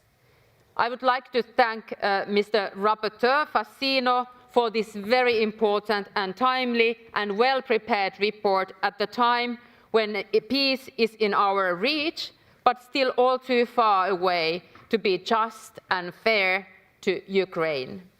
The brutal cold winter is currently affecting millions of Ukrainians' lives, already devastated by war and destruction. Living in the houses in the middle of the cold winter without heating, water or electricity in the Arctic kind of temperature causes a humanitarian disaster that needs to be addressed also immediately. We need to help. Dear colleagues, it's not enough we talk nicely here. When you go back to your countries, we are responsible. Please urge your governments to increase their political but also economical and military support for Ukraine. That is the way to strengthen Ukraine's position in ongoing peace negotiations and to defend regional security and our common values like democracy. Peace on paper is not even enough. Real-life peace requires more. A just and lasting peace is not achieved by laying down arms and stopping fighting. Any peace must include a plan for reconstruction. the reparation of damages, as well as the immediate return of prisoners of war, illegally detained civilians, and forcibly transferred and deported children. Most of all, peace requires accountability to prevent things like that to happen. Peace without accountability will not last. It will only lead to a vicious circle of hatred, revenge, and hostility. Council of Europe has been at the forefront of ensuring accountability. The creation of the register of damages, the claims of Commission, and the special tribunal are proof that this organization can and will act when defending peace, democracy, and human rights. Now it must speed up the process, having the accountability system up and running without delay and with proper funding. Russia's crimes and violations have been denounced in the report by International Commission of Inquiry on Ukraine on the UN General Assembly, which explicitly refers them as the crimes against humanity. Such crimes cannot be unpunished. We need to work every day to help Ukrainians. Thank you very much. And the next speaker is Ms. Binderkeller. You have the floor. Dear Vice President, dear colleagues, during the impressive Holocaust Memorial Day ceremony this morning, we heard the following question: are you doing what's right or what's comfortable? This uncomfortable question was posed by the chief rabbi of the Jewish Federation in Ukraine. Are you doing what's right or what's comfortable? The question hits the nail on the head, because in this war in Ukraine, it's not just about Ukraine and its neighbors who, as we heard this morning, fear Ukrainian defeat the most. It is also about Switzerland, my country, and all the other countries in Europe. It's about all countries that have enjoyed peace and freedom for a long time and had become unhealthily used to it. Ukraine is fighting for its independence, but also for the independence of all of Europe. We cannot therefore afford to sit comfortably back. If Ukraine falls, then a democratic European system that we promised to preserve in this Council in our Europe will collapse with it. I would therefore like to thank, in the name of the EPP Group, for this excellent report. A report that clearly shows where right and wrong is. It names the Russian crimes and violations of the international law and does not allow any speculation about the cause of this war and who is to blame for it, that it doesn't end. The American president offered a rather far-fetched interpretation of this war at the World Economic Forum. The war is continuing, he said, because Zelensky and Putin hate each other. No, Mr. Trump, the war is continuing because Putin started this war, is constantly attacking the civilian population, destroying civilian and public facilities, and kidnapping children. Because he wants to starve and freeze the population, because he's destroying beautiful cities, the culture, and the monuments of an entire country. And Ukraine doesn't give in. Why? Because they do not want to live under Russian terror. I always ask those who are advocating Ukraine's submission, would you like to live under Russian suppression? Shortly before the onset of winter 22, I visited Ukraine with the then federal president and saw the destruction around the capital. In one village, for example, 85 of 100 houses were completely destroyed. In the ruins, there was a ball. This image is a warning to us all. These could be our ruins, and this ball could belong to our children. This report is a precise action plan for achieving a just and lasting peace in Ukraine, not a peace of the graveyard. As ambassadors of our countries, it is our duty to ensure that it is implemented. I thank you all. Thank you so much. And the last speaker from the political groups will be Mr. Goncharenko. Alexei, you have the floor. Thank you.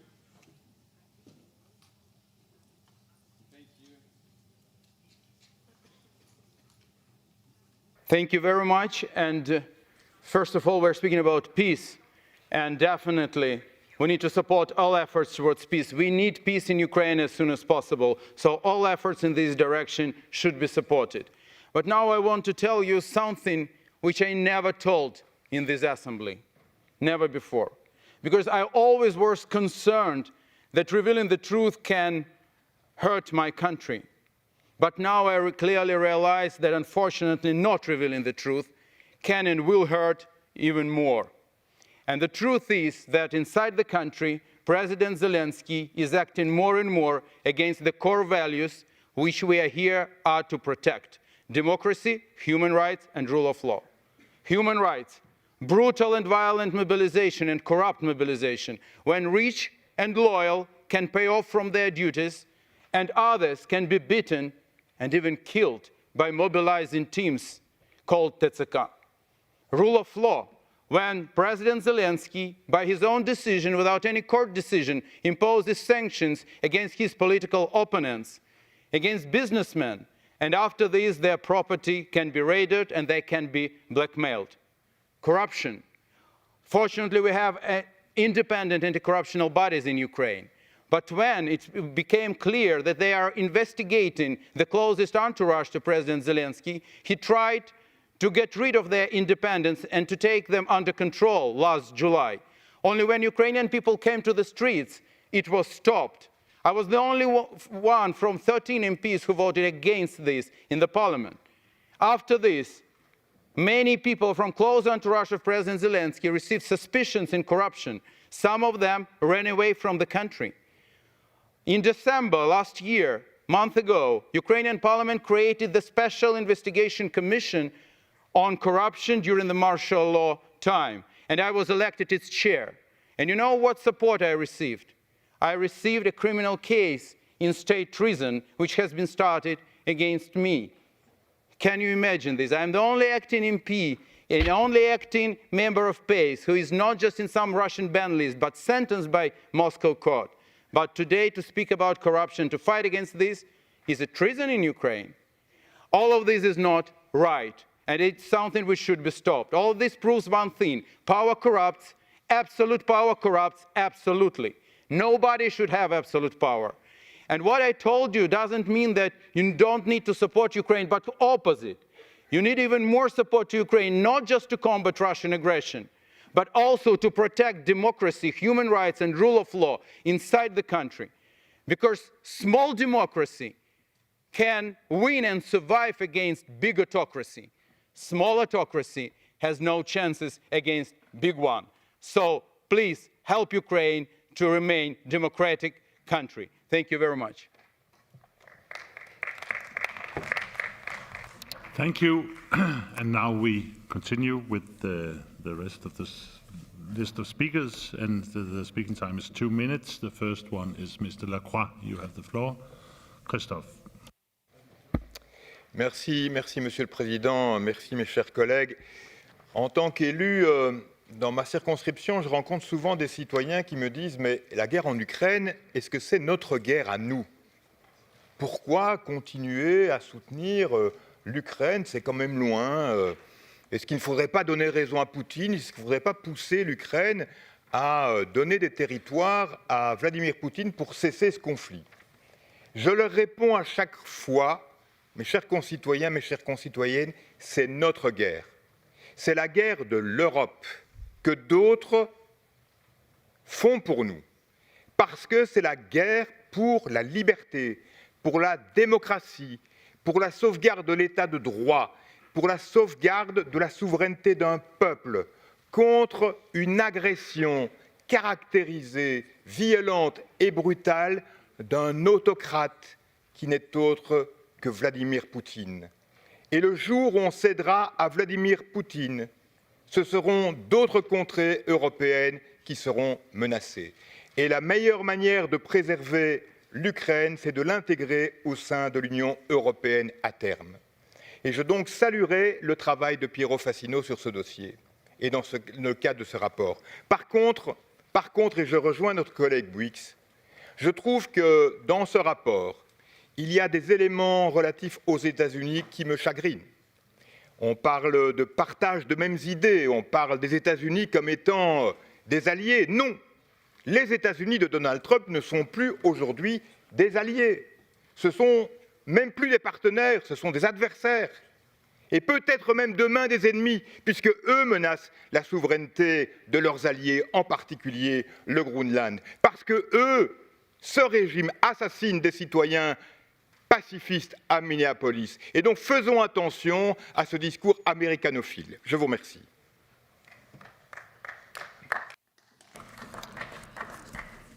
And the next speaker is Ms. Eda Geschichtsthaler. Very good, Mr. Vice President. Liebe Kolleginnen und Kollegen, kein Strom, kein Wasser, keine Heizung, nicht so wie bei uns vor wenigen Stunden für ein paar Minuten, sondern für Tage. Das erleiden die Menschen derzeit in der Ukraine. Und gerade jetzt hat in diesem kalten Winter minus 20 Grad hat Russland gnadenlos die kritische Infrastruktur und die Energienetze des Landes angegriffen. Die Menschen leiden. Dieser völkerrechtswidrige Angriffskrieg hat schwere menschliche und materielle Verluste und gravierende Menschenrechtsverletzungen und Kriegsverbrechen zur Folge. Für mich eines der schlimmsten Kapitel ist die Verschleppung der ukrainischen Kinder nach Russland. Wir haben auch in unserem Parlament darüber schon debattiert und entsprechende Anträge gestellt. Mehr als 20.000 Kinder sind gestohlen entführt und außer Landes gebracht. Das ist ein grober Verstoß gegen die UN-Kinderrechtskonvention, wo wir 1989 festgeschrieben haben, wie Kinder in Kriegssituationen geschützt werden müssen. Das gehört immer wieder aufgezeigt und darauf hingewiesen. Und Österreich tut das sehr viel. Wir haben zum Beispiel auch Save Ukraine unterstützt und die NGO, die kleinen Herzen. Und damit das endlich aufhört, dieses Leid, braucht es einen Waffenstillstand, einen sofortigen und echte Verhandlungen, die Russland leider verweigert. Und daher ist dieser Bericht so wichtig, um einen umfassenden, gerechten und dauerhaften Frieden wiederherzustellen. Vielen, vielen Dank an den Berichterstatter. Und Österreich wird weiterhin an der Seite der Ukraine stehen und unterstützen. Wir haben gerade in der letzten Woche die Aufstockung der bereitgestellten humanitären Hilfe um weitere 3 Millionen aus dem Auslandskatastrophenfonds bekannt gegeben. Und damit sollen Häuser und Wohnungen wieder bewohnbar gemacht, eine Versorgung von winterfesten Notunterkünften und die Reparatur und Instandhaltungen von Heizungen ermöglicht haben. Slava Ukraine!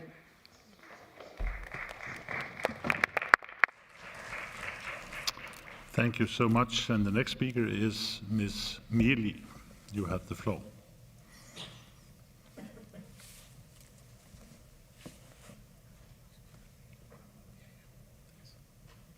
Is Ms. Mieli not present? Then we'll go to the next speaker, which is Ms. Konstantinovska-Stojewska. You have the floor. Thank you. This year, 2025, the year 2025, was the deadliest for civilians in Ukraine since 2022. The UN Human Rights Monitor mission in Ukraine said today in its monthly update on civilian harm. They verified that conflict-related violence in Ukraine in 2025 killed 2,514 civilians and injured 12,142. The total number of killed and injured civilians in 2025 was 31% higher than the one in 2024 and 70% higher than in 2023. Two parents of a 1-year-old say that they have electricity for about 4 minutes a day. Their charging stations and power banks do not hold beyond those 4 minutes. They say that for the first time in a while they have a real winter in Ukraine, and with this -20 to -16 degrees, and no heating, their apartment in an old Soviet-era apartment block on the east side of the Dnipro River gets cold pretty soon. Russia is deliberately exploiting the bitter winter to target power stations, energy storage facilities, and other critical infrastructures. Kiev's problems are exacerbated by the fact it has borne so many Russian airstrikes against homes and critical infrastructure installations, and is home to more than 3 million people.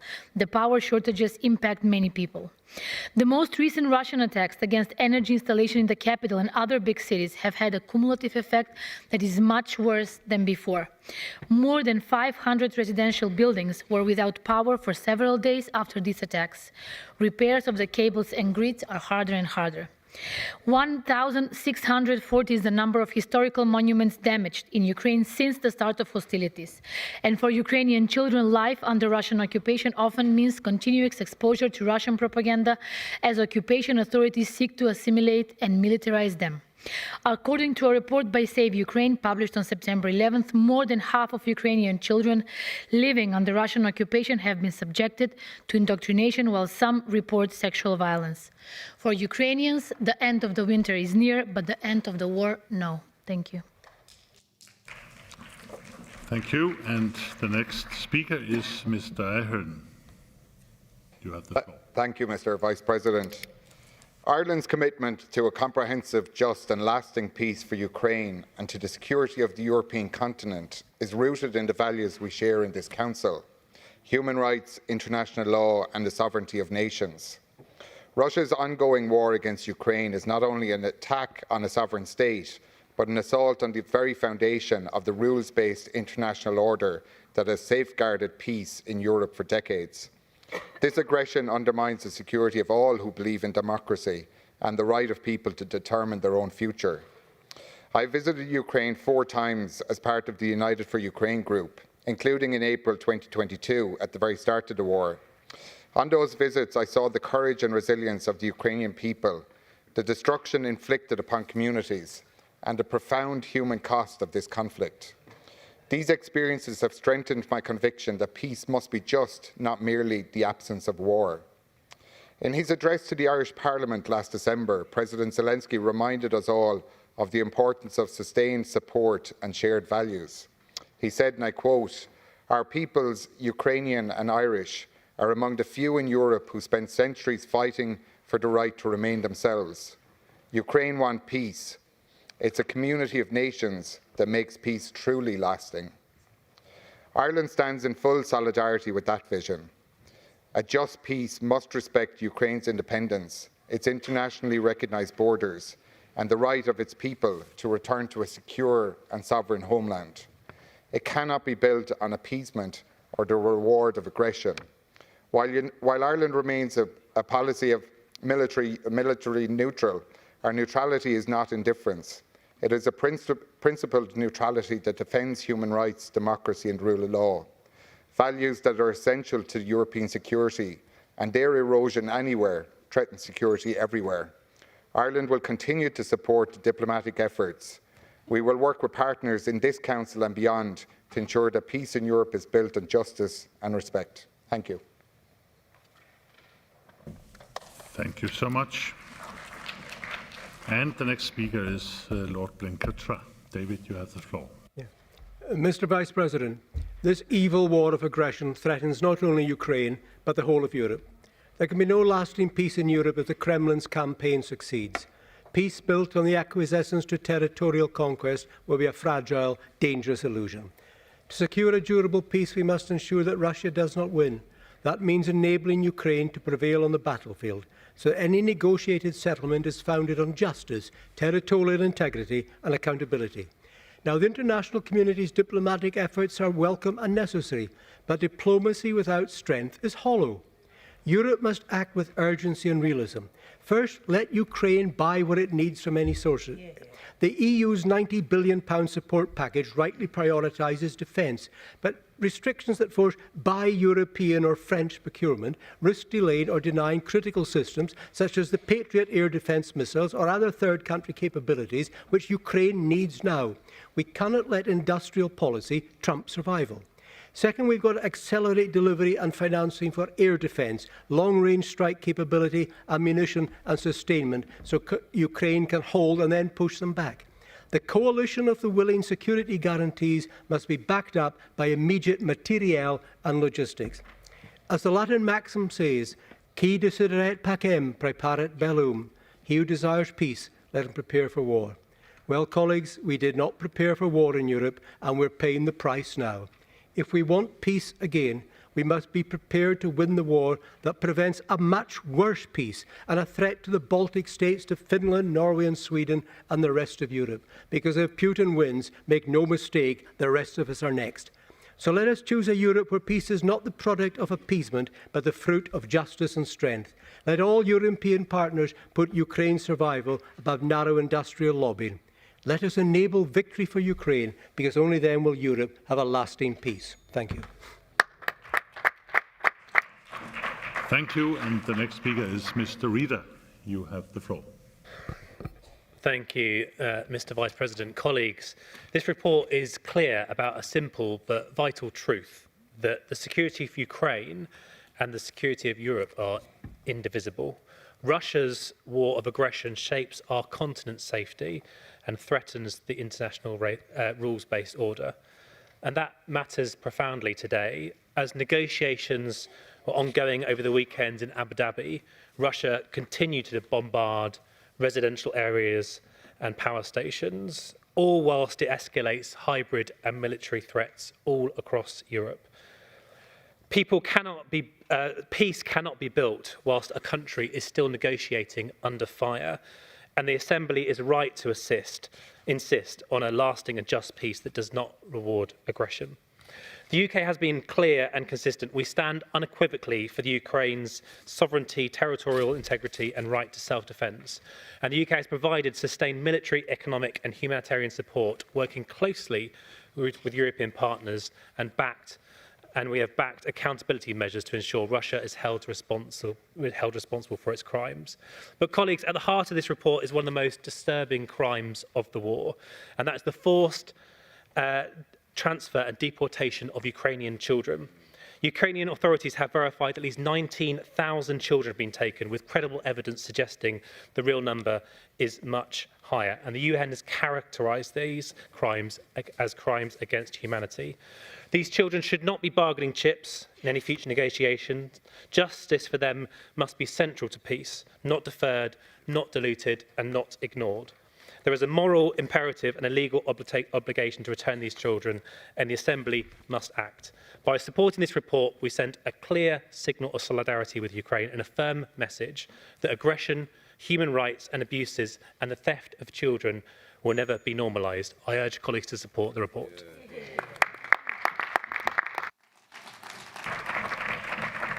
Thank you. And the next speaker is Ms. Kalnina Lukashevska, and Sander, you have the floor.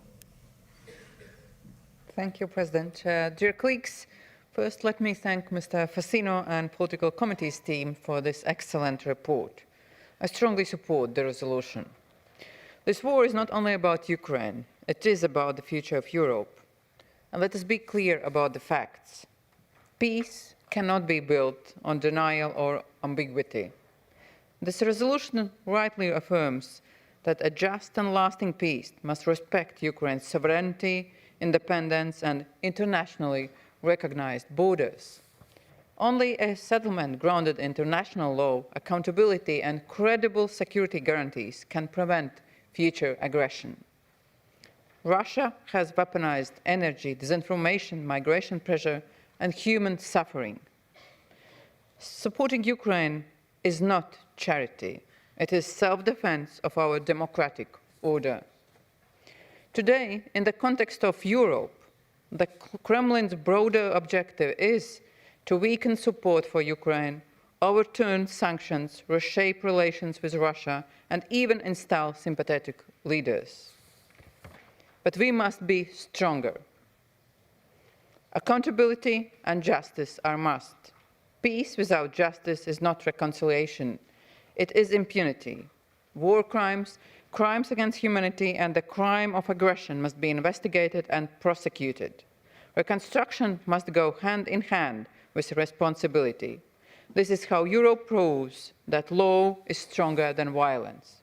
Colleagues, today our message must be firm and united. We support Ukraine, we reject aggression, we stand for comprehensive, just and lasting peace. Dear colleagues, the situation in Ukraine this winter is devastating. Children, families are freezing because of Russia's attacks on civilian infrastructure. So we must support better and more. And this resolution might help. Thank you. Thank you. And now I call on Mr. Grass. You have the floor.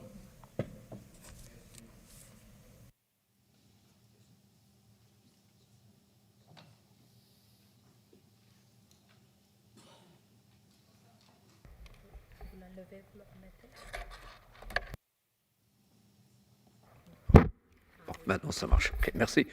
Monsieur le Président, Mesdames et Messieurs, la situation internationale actuelle est marquée par l'effacement progressif des règles et fondements de l'ordre international établis au lendemain de la Seconde Guerre mondiale.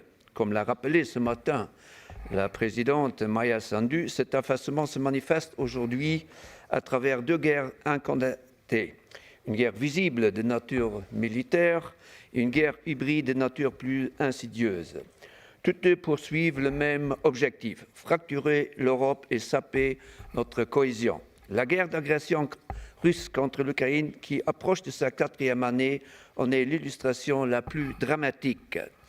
L'investiture du président Trump a profondément transformé le contexte transatlantique, introduisant une imprévisibilité qui fragilise nos alliances traditionnelles. Des négociations progressent, malheureusement sans participation européenne adéquate. Espérons que leur reprise en fin de semaine aboutira. Or, soyons clairs, chaque jour de guerre est un jour de trop. Mais nous ne pouvons accepter une paix à n'importe quel prix. Seule une paix reconnaissant l'Ukraine comme victime d'une agression peut être juste et durable. Seule une paix garantissant la redevabilité complète de la Russie pour tous les crimes commis, y compris les tentatives systématiques d'effacer l'identité culturelle ukrainienne, peut être acceptée. Nous devons maintenir notre pression diplomatique et rendre opérationnels ces mécanismes sans délai. La justice ne peut attendre. Mesdames et Messieurs, je me dois de rappeler avec force aucune décision sur l'Ukraine sans l'Ukraine, aucune décision sur l'Europe sans l'Europe. Nos institutions ont répondu avec détermination. Mais ne relâchons pas nos efforts. Nous devons être prêts à intensifier notre soutien, notamment si l'aide américaine se retire. C'est maintenant que l'Europe doit se rassembler et assumer son rôle. Je vous en remercie. Thank you. And now I call on Mr. Toroczkai. You have the floor.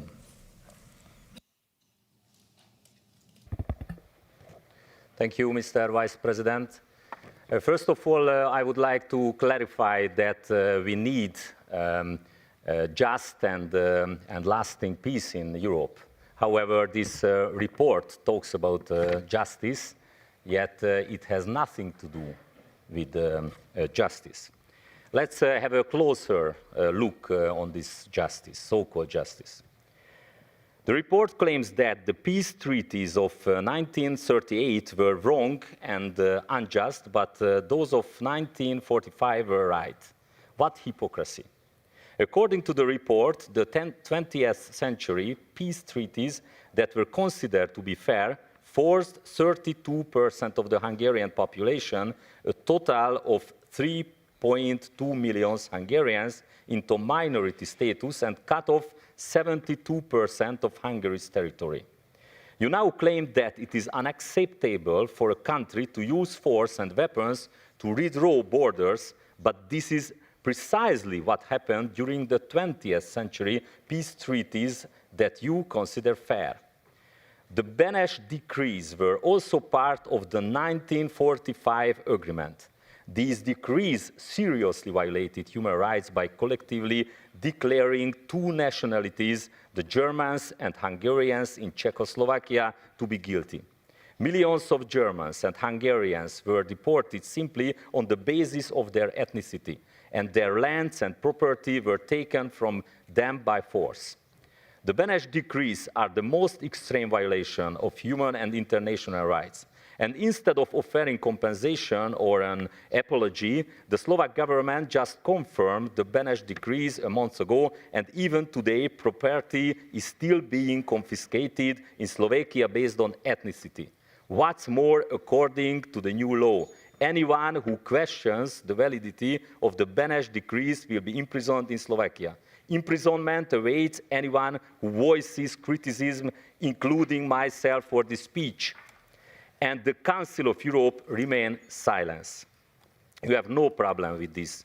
Do not talk about justice, especially not.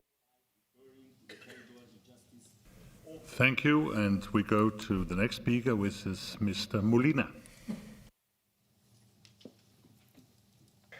Thank you, Chair. I want to thank Piero Fassino for this concise report. As we speak, despite the freezing winter and ongoing talks between the Ukrainian government and Putin's regime, the Ukrainian people are being terrorized, bombed, their energy infrastructure destroyed, and people killed day after day.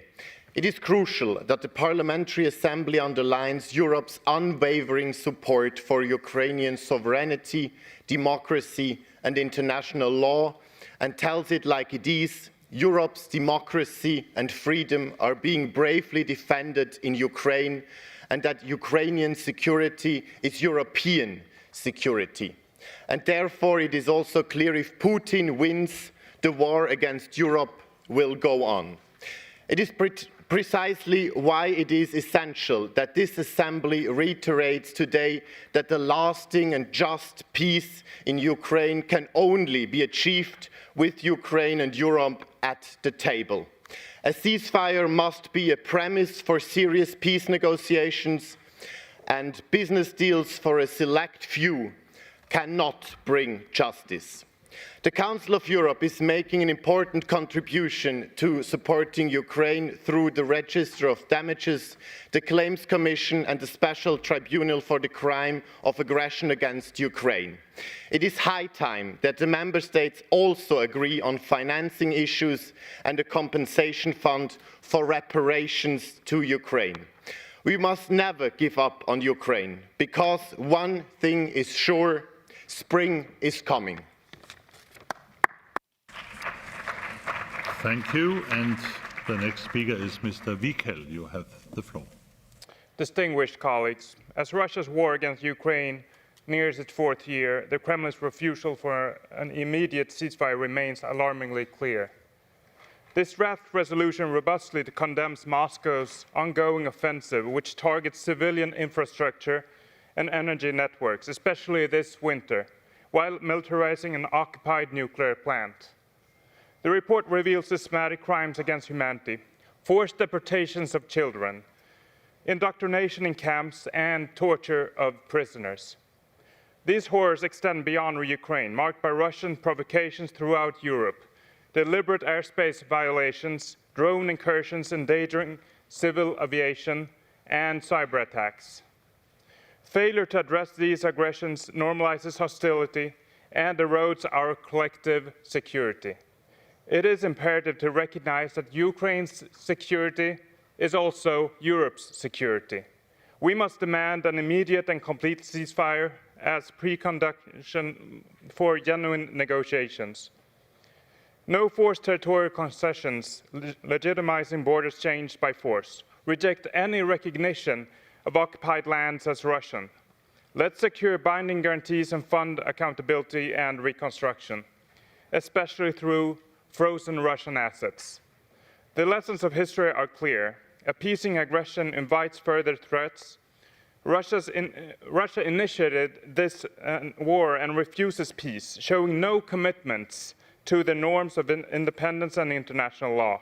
We must strengthen transatlantic unity, enhance support for Ukraine, and isolate Russia, both diplomatically and economically. Let's stand for independence, justice, and a lasting peace, together for Ukraine. Thank you.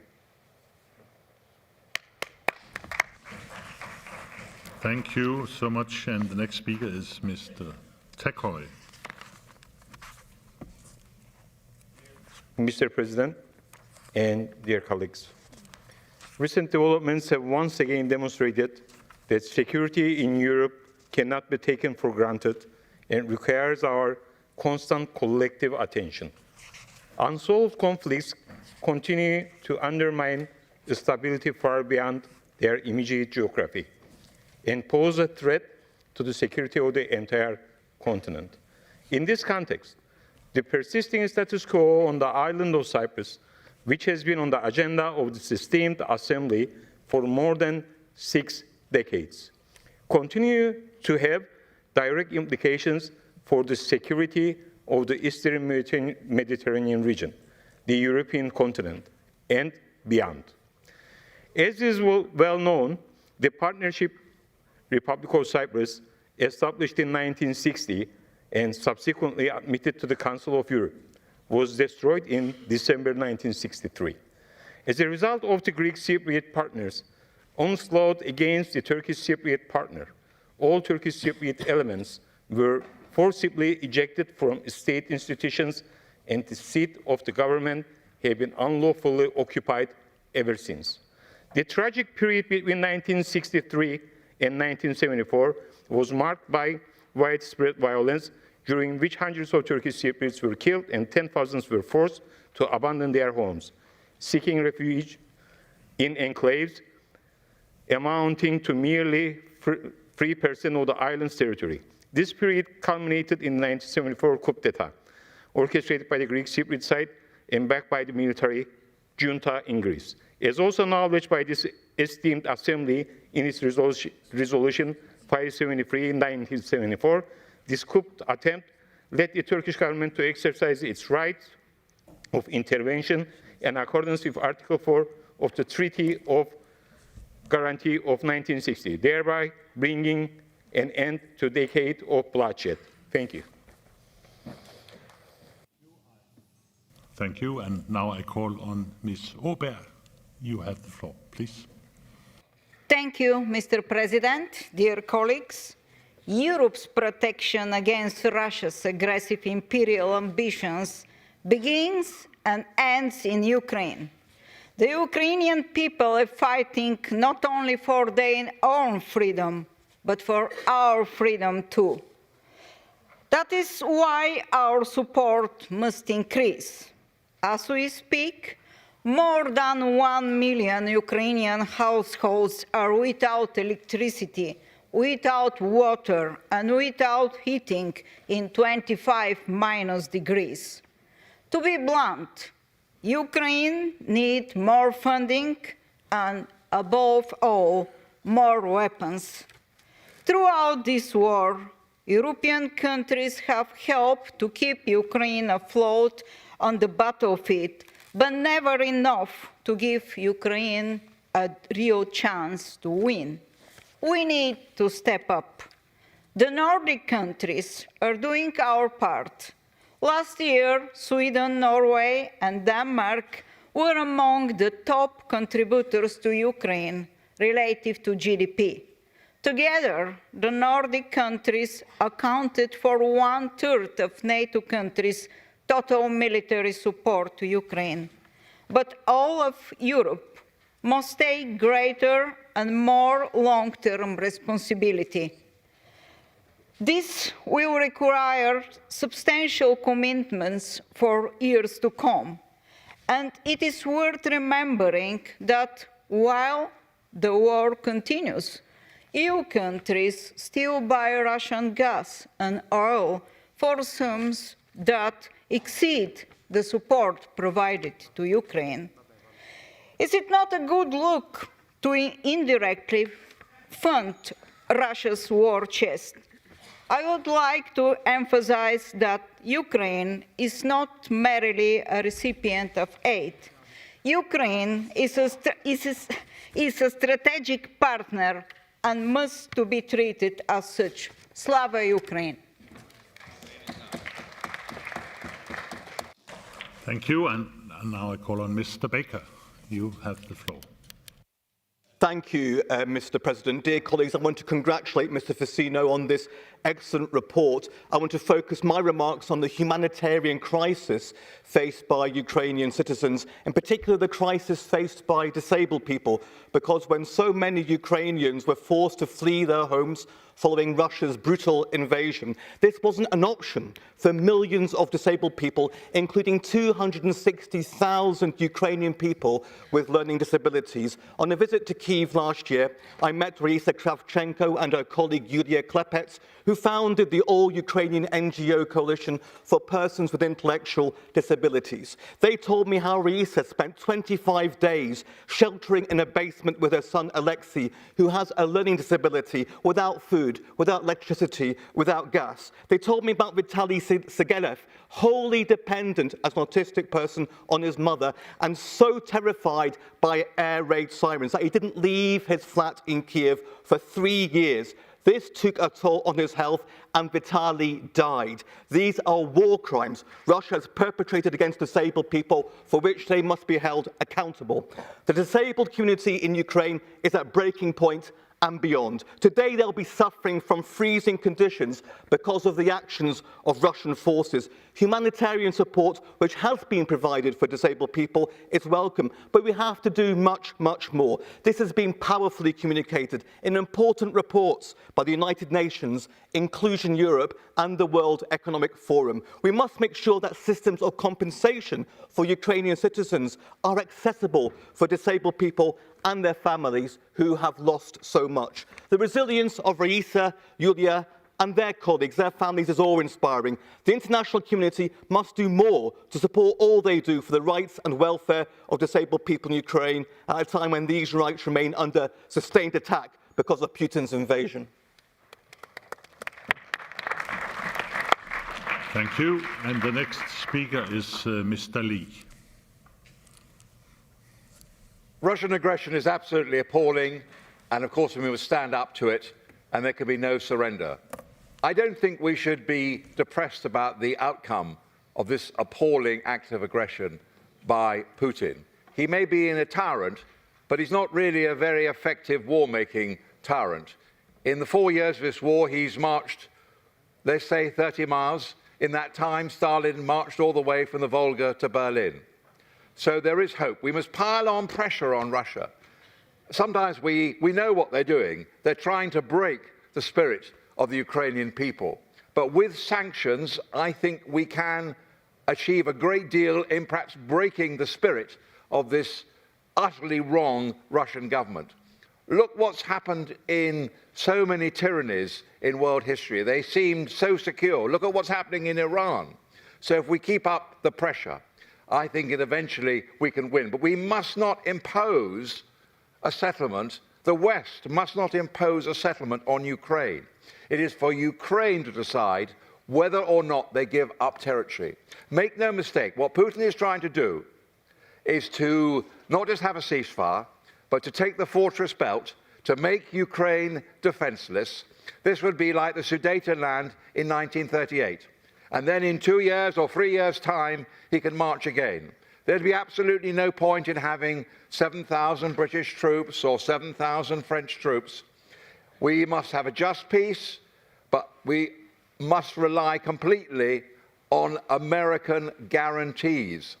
We protected West Germany during the Cold War with sort of 900,000 troops. So no Munich, no appeasement, no imposing a peace on Ukraine. Support them to the hilt. Long live Ukraine. Thank you. And the next speaker is Mr. Lutgen. You have the floor.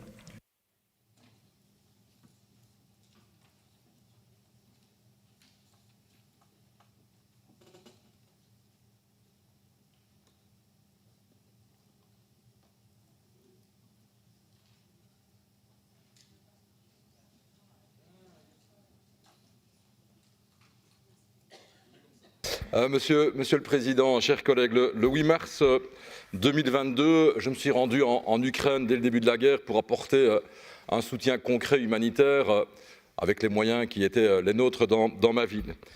Très vite, j'ai pu constater à la frontière polonaise ces milliers de réfugiés que nous avons d'ailleurs accueillis en Europe avec beaucoup de générosité par nos populations.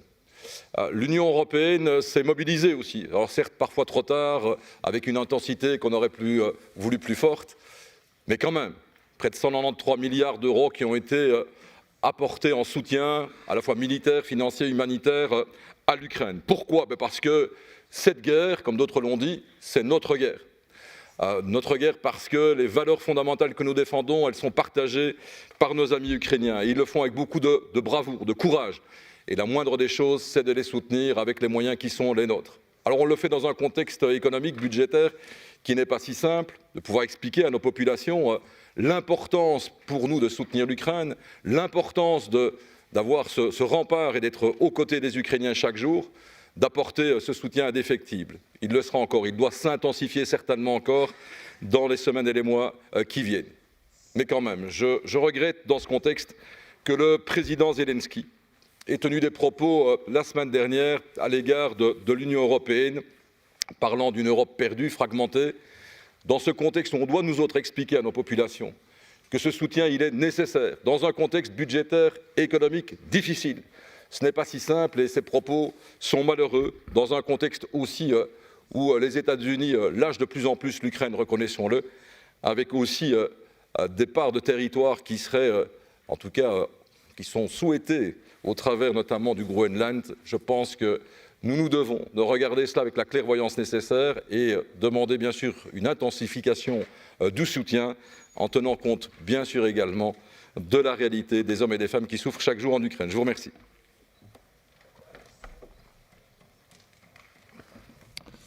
Thank you so much.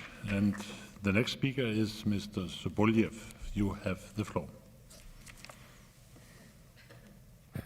I want to start my speech from the big thanks to all your nations, for all Europe, for the United States and all other countries that saw the threat of Russian aggression, of new Russian fascism that is growing all over the world.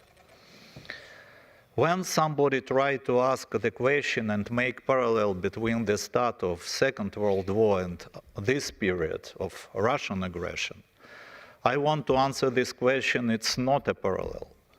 Because only now, in a comparison with Second World War, all European nations, all democratic nations of the world understood very quickly that Russian aggression is a threat for all democracy. And when Russians try to use their ideology of dividing the world between the three big nations, Americans, Chinese, and Russians, this plan fell down, thanks to you. And the last speech of Mr. Carney on Davos Forum, that may be middle, not big, but very strong economically, and military countries can unite and do this world more protected, I think it's very important to improve this. We have a long period of our cooperation with NATO. But now it's not a question that Ukraine must be a member of NATO. I think it's more important for NATO to have all efforts in order to have lessons of Ukrainian protection of the whole world and to help Ukraine and Europe, as well as NATO and Ukraine, to cooperate in this meaning. So this report is the answer on many questions. And I think that history lessons, it's more now than all other. We all are together. Thank you. Thank you so much. And the next speaker is Lord Toye. You have the floor, Don. President, the people of Ukraine are fighting for us now, today, at this moment. These brave people are resisting an aggressor that shows no respect for human life, an aggressor that has murdered women and children, and yes, before that, subjected them to a horrible abuse, children as well as their mothers, an aggressor that has no desire to limit the suffering of the civilian population. Ukraine is resisting an aggressor who not only wants their country, but has kidnapped their children. More than 19,500 children taken from their families and treated like the spoils of war offered up for adoption by Russians. President Zelensky's message last week was clear, simple, and to the point. Wake up, he's telling Europe, wake up, because if Putin crushes Ukraine, you will be next. And we have to be honest. Europe can no longer rely on the United States, and I'm most sorry about that. Because despite his boasts about being a peacemaker, Donald Trump has done more to assuage the aggressor Putin. The truth is, Europe has to stand united in its own defence. We must, all of us, dramatically increase our defence expenditure and face the fact that our once most trusted ally, the United States, might enter into conflict with NATO in order to gain Greenland. When we go home from this place after this part session, let us all give one clear message to our governments. Europe, unite. Give Ukraine the weapons and resources it needs, and stand with Ukraine against the Russian tyrant and an American president to make sure they get the clear message: we will never surrender to bullying, blackmail and aggression. The peoples of Europe are free now. We will fight to remain free. Slava Ukraine!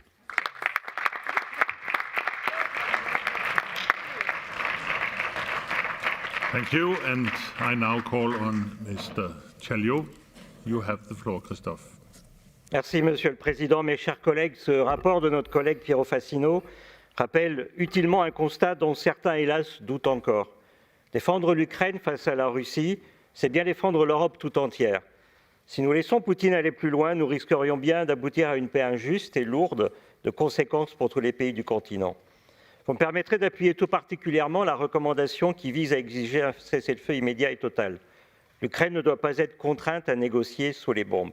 Cette phrase résonne aujourd'hui comme un triste écho aux frappes que la Russie a menées sur Kiev et Kharkiv, au moment même où elle participait à des pourparlers avec les représentants ukrainiens et américains. S'agissant du soutien américain dans le processus de paix, le rapport souligne également une forme d'ambiguïté. Et je rejoins les propos de notre collègue Lacroix. Les États-Unis de Donald Trump ne peuvent malheureusement plus être considérés comme un allié indéfectible pour l'Europe.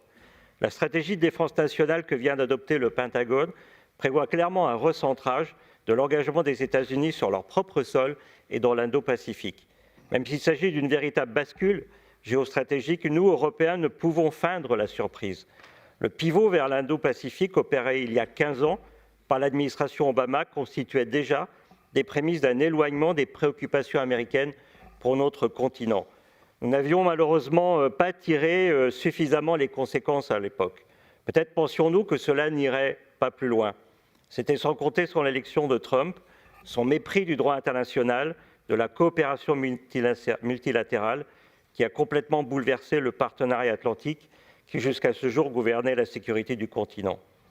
Il est indispensable que notre Europe apporte une réponse ferme face au conflit qui sévit en Ukraine, mais aussi face à toutes les autres menaces orchestrées par la Russie, que ce rapport n'oublie pas de mentionner, qu'il s'agisse des conflits gelés en Moldavie, en Géorgie, des vols de drones. C'est bien évidemment, mes chers collègues, toute l'Europe, dans ses valeurs et ses engagements, qui est menacée aujourd'hui. Merci pour votre attention. Merci. And the next speaker is Ms. Komenko. You have the floor. Dear colleagues, I want to thank the rapporteur for this resolution and for clearly linking peace in Ukraine with the security of the entire European continent. These two cannot be separated. In 2026, we are reaching the 12th year of the Russian war of aggression against Ukraine and the 5th year of the full-scale invasion. And at the start of 2026, turned out to be devastating for millions of Ukrainians. Right now, Ukraine is facing humanitarian emergency. Millions of people are without electricity, heating, water, and basic services. It is the result of Russia's targeted attacks on civilian and critical infrastructures. This is happening in the middle of Europe in the 21st century. We should also be very clear about legal facts. In Ukraine and the Netherlands versus Russia, the European Court of Human Rights recognized that Russia's systematic attacks on civilian infrastructure amount to a deliberate policy of terror and inhuman treatment are aimed at spreading fear among civilians. What we see today is exactly that policy in action. Earlier today, at the side event, we spoke about the territories of lawlessness, For 12 years, people living under occupation have had no real rights, no access to justice, and no protection from Russian violence. And this brings us to a simple point. A just and lasting peace is impossible if people under occupation are left without justice. The ECHR also concluded that Russia's changes to the education system in the occupied territories were aimed at Russification, cutting these territories off from Ukraine, and subjecting children and young people to political indoctrination and militarization. Thank you, and I now give the floor to Mr. O'Reilly. You have the floor. Thank you.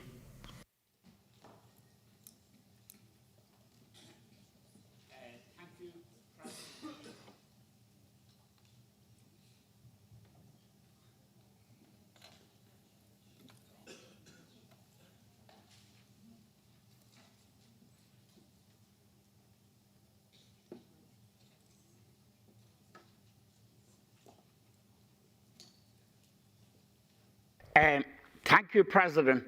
We must, at the start, we must maintain strong diplomatic efforts to achieve peace and an immediate ceasefire. And those diplomatic efforts should include the leadership of the Council of Europe, obviously. The diplomatic efforts must be paralleled by strict enforcement of the targeted sanctions already in place. We should constantly review the sanctions and increase and improve the sanctions. And we will have to make personal sacrifices where necessary to achieve that. In Ireland, we have more than 100,000 Ukrainians living with us, very well supported and well integrated. We have supported all ENU initiatives practically in financial terms as well, including the recent 90 billion loan. And we have contributed to all the various tangible financial ways. We also support the military effort because of our neutrality with non-lethal equipment. And we will support permanent stability forces and peacekeeping forces in the context of a settlement. It is a horror, a tragedy and a travesty that Russia have targeted infrastructure and left 1 million homes without electricity, heat and water. It is a travesty that up to 20,000 children have been kidnapped for brainwashing. It is a travesty that Russia go on in a relentless war and relentless murder in Ukraine. And it does behove us all to be united in this assembly, to be united within our countries, and as a previous speaker said, to go back to our countries with a strong message of support for Ukraine. Thank you. Thank you so much. And now the next speaker is Madame Morel. You have the floor.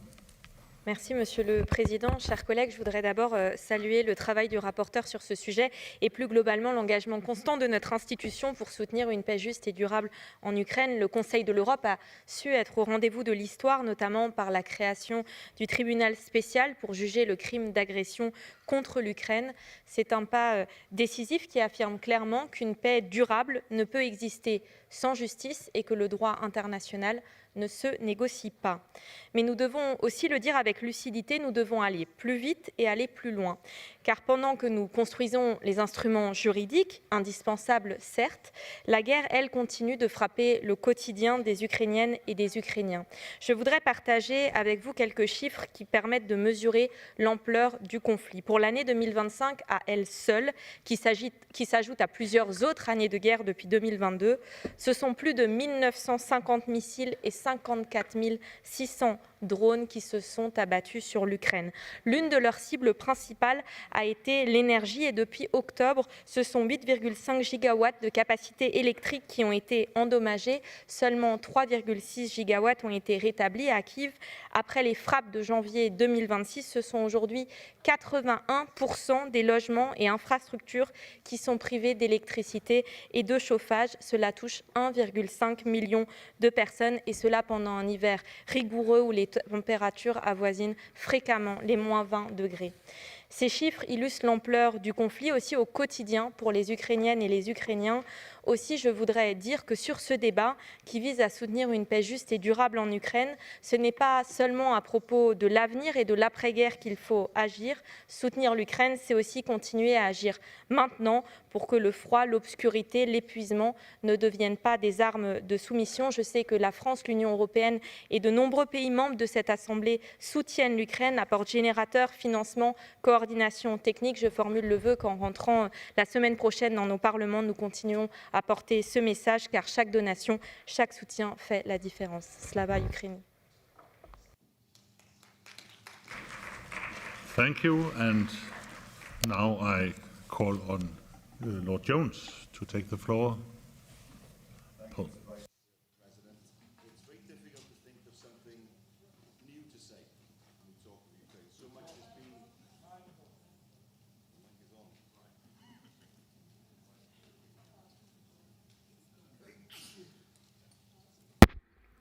The wonders of modern technology. Forgive me, Mr. Vice President. When we talk of Ukraine, it's quite difficult to think of something new to say. So much has already been said. And I'm not going to try today to say something new, but to remind ourselves of what we face. It's appalling that a war broke out in Europe. It's appalling that 4 years on, that war is still going on. It's appalling that thousands of children have been removed from their homes. It's appalling that civilians continue to be targeted, and it's appalling that even as we sit here, people are freezing because of Russian attacks on energy infrastructure. Now, there are some who think, we hear voices within Europe sometimes, but certainly across the Atlantic, that somehow both sides are to blame. By that logic, when Stalin invaded Finland, that was Finland's fault. When Hitler invaded Poland, the Polish state must have borne some responsibility. When Mussolini invaded Abyssinia, well, Haile Selassie must share some of the blame. We do know that in the 30s, the world dithered. The Prime Minister of the United Kingdom, Neville Chamberlain, came back from Munich and said, I have in my hand a piece of paper, peace in our time. Words that weren't worth the paper they were written on. And that's why today is so important, because even when peace comes, we can't forget about it. We have to make sure that those who are responsible are held to account. Otherwise, it won't be what next, it'll be where next. The people of Ukraine need our support. And so today is a time for unity. Today is a time for strength.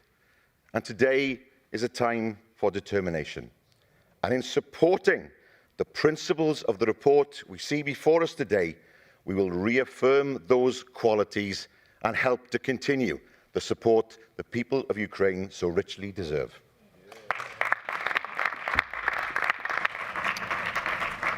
Thank you. And the next speaker is Mr. Sinkeris, but I don't see Emanuelis here. He is not present. Then we will go to Ms. Cairns. You have the floor. Thank you, Mr. President. Freedom is never free, and yet the cost of our freedom has been borne by the people of Ukraine for the last 12 years. They have defended us all so that we can be in this chamber today. Meanwhile, they have been underestimated time and time again.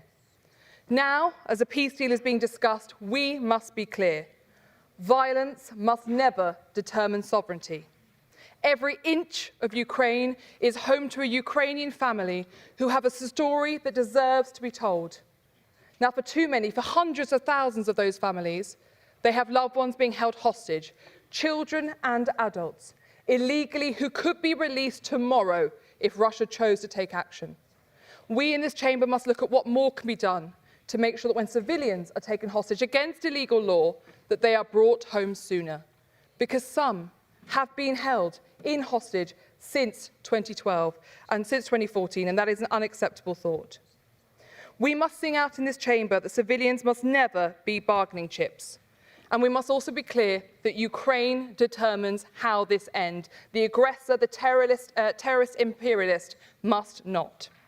We should be ashamed that Ukraine is currently facing a terrible winter.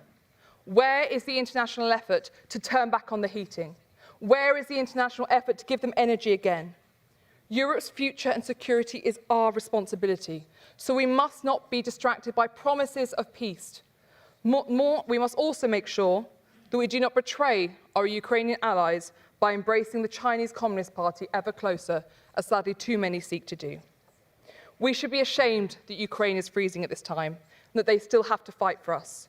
We must show them that we still have the fight to stand by them. Slava Ukraini. Thank you, Mr. President. Thank you. And the next speaker is Mr. Bricco. You have the floor. He's not here. Then we move on to the next speaker, Mr. Tan. You have the floor. Mr. President, distinguished colleagues, the challenges before us are not isolated crises, but interconnected tests of our collective resolve to safeguard peace. For nearly 4 years, Ukrainian people have shown extraordinary courage in defending their sovereignty, democracy, and right to determine their future. Their struggle is not just national, but also a stand for the principles that underpin peace and security in Europe. Supporting Ukraine means committing to comprehensive, just, and lasting peace, where borders cannot be redrawn by force, civilians are protected, and international law remains the foundation of global order. However, we cannot ignore tragedies unfolding elsewhere. In Gaza, the humanitarian crisis continues to deepen, with innocent civilians bearing the heaviest burden of violence. The risk of further escalation in the Middle East, particularly involving Iran, also poses a serious concern. These crises remind us that instability in one region reverberates across others and call for a unified commitment to peace that transcends borders and conflicts. And peace is built through choices. We must choose to defend the vulnerable, uphold the rule of law, resist the false inevitability of conflict, and invest in security through cooperation, diplomacy, and sustained humanitarian engagement. As Europeans and members of the global community, we must be clear-eyed about the stakes. Peace in the Ukraine strengthens peace in Europe. Humanitarian relief and political progress in Gaza reduce the risk of regional destabilization. Preventing escalation with Iran protects not only the Middle East, but also global security and economic stability. Thank you. Thank you. And the next speaker is Ms. Kravchuk. Yevina, to have the floor. Chair, my mom is a big fan of this assembly, and she asked to thank all of you, to all of the countries that are helping right now Ukraine with humanitarian aid, that are collecting money for generators, that are sending generators to different cities, to Kyiv, where I reside. I will come back after this week to my apartment that is completely dependent on the heat and power plant that is completely destroyed. Probably not repairable until the next heating season. But we will survive. Although Ukrainians are so resilient, we get all of these compliments how resilient we are, but we are the same people as you are. We want to live a normal life. We want our kids to go and study in schools, not to go to the shelters because of the bombardment. And when you come back to your constituencies, to your country, you can do something. And you can influence, you can ask your government whether they decided to increase the humanitarian aid so people would not freeze in their apartments, whether they will put more pressure on Russia, not on us, on Russia, those who violated the international law and all of the possible status of all possible international organizations. And you know what is important? Today we commemorated the memory of those who perished during the Holocaust. They were alone. Ukrainians in 1933 during Holodomor, artificial famine, were alone. Right now, we don't feel we are alone. And we need this feeling to go further. Thank you so much. Thank you. And the next speaker is Mr. Camden. You have the floor.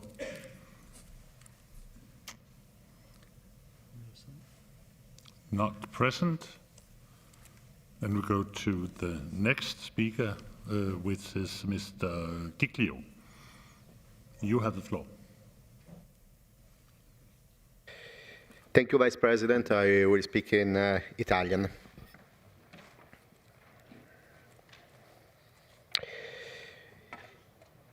Impossibile votare questo documento per almeno tre punti che vanno contro la risoluzione di maggioranza parlamentare scritta e votata a Roma, appunto dalla maggioranza parlamentare italiana. Uno, l'assenza dell'elemento difensivo come punto centrale agli aiuti militari.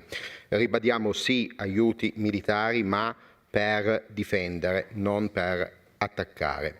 Due, l'assenza della necessità del primato della diplomazia, prima dell'aspetto militare.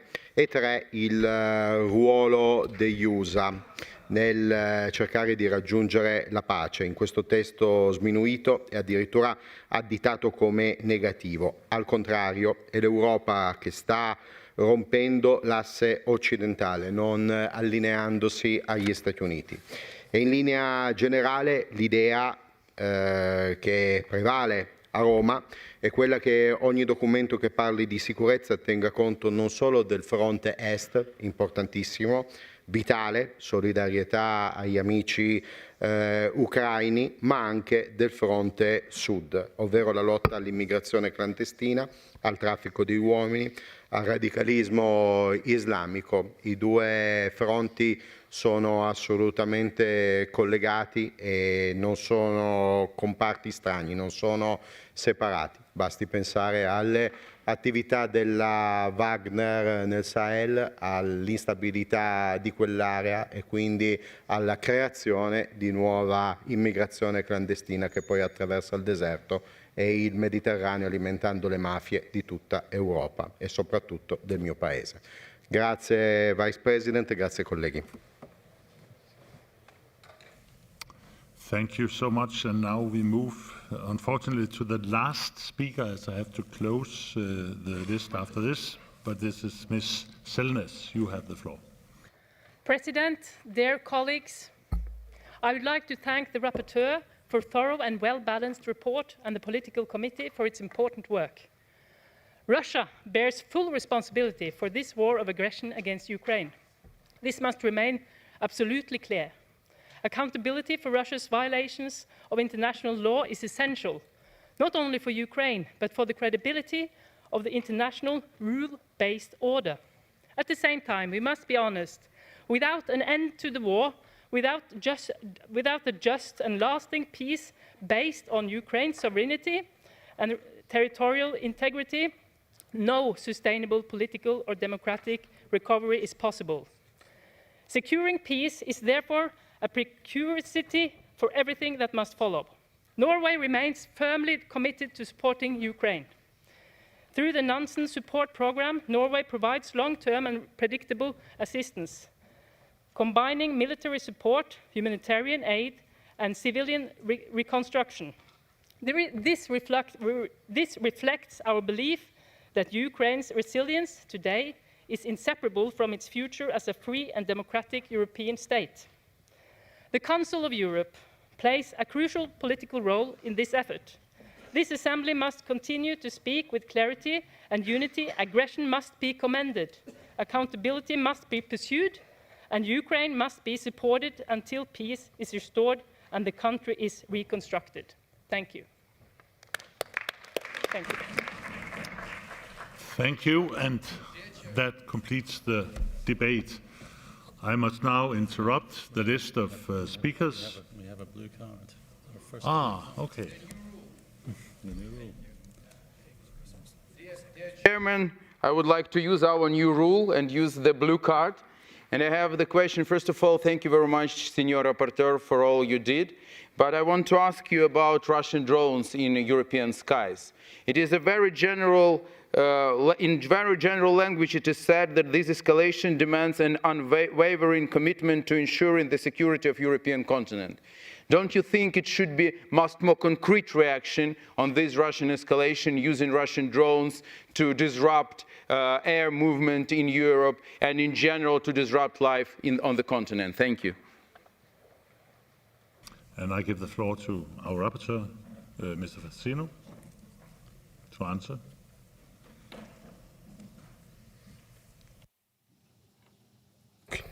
Un chiarimento solo per rispondere o per intervenire? Per replicare?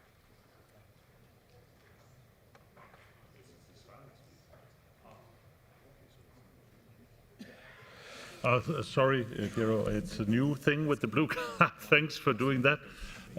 Yes, it's your final response, so you take that into your final response. You have 3 minutes, Piero.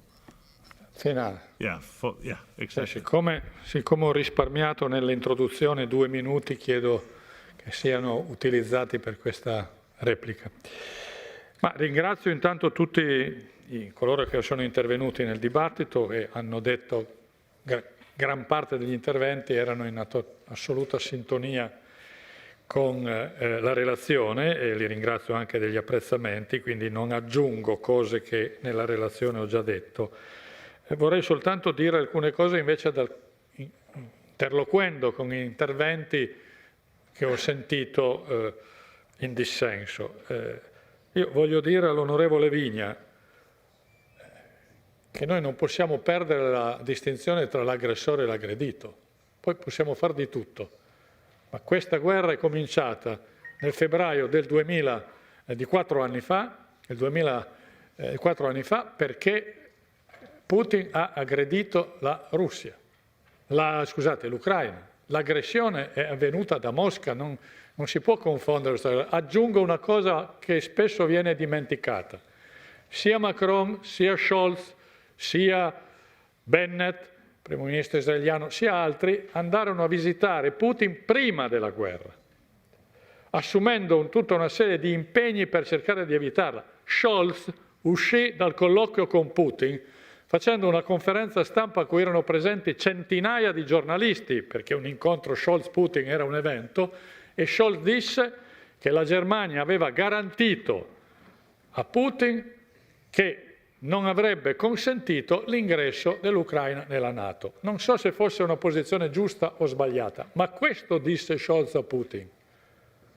E Putin non ne ha minimamente tenuto conto e ha aggredito l'Ucraina facendo tutto quello che aveva ritenuto di fare senza tener conto né di questo che aveva detto Scholz, né di quello che aveva detto Macron quando c'era stato, né degli inviti che aveva fatto Bennett né tanti altri. Quindi, secondo, quando si dice soluzione diplomatica, certo, ma la soluzione diplomatica fino ad oggi è frustrata dall'atteggiamento russo, perché nel momento in cui Putin dichiara ogni giorno, lui e Lavrov e Peskov, noi siamo pronti alla pace, poi scatena dei bombardamenti di una violenza terrificante sulle città ucraine, con un'intensificazione progressiva e costante e continua.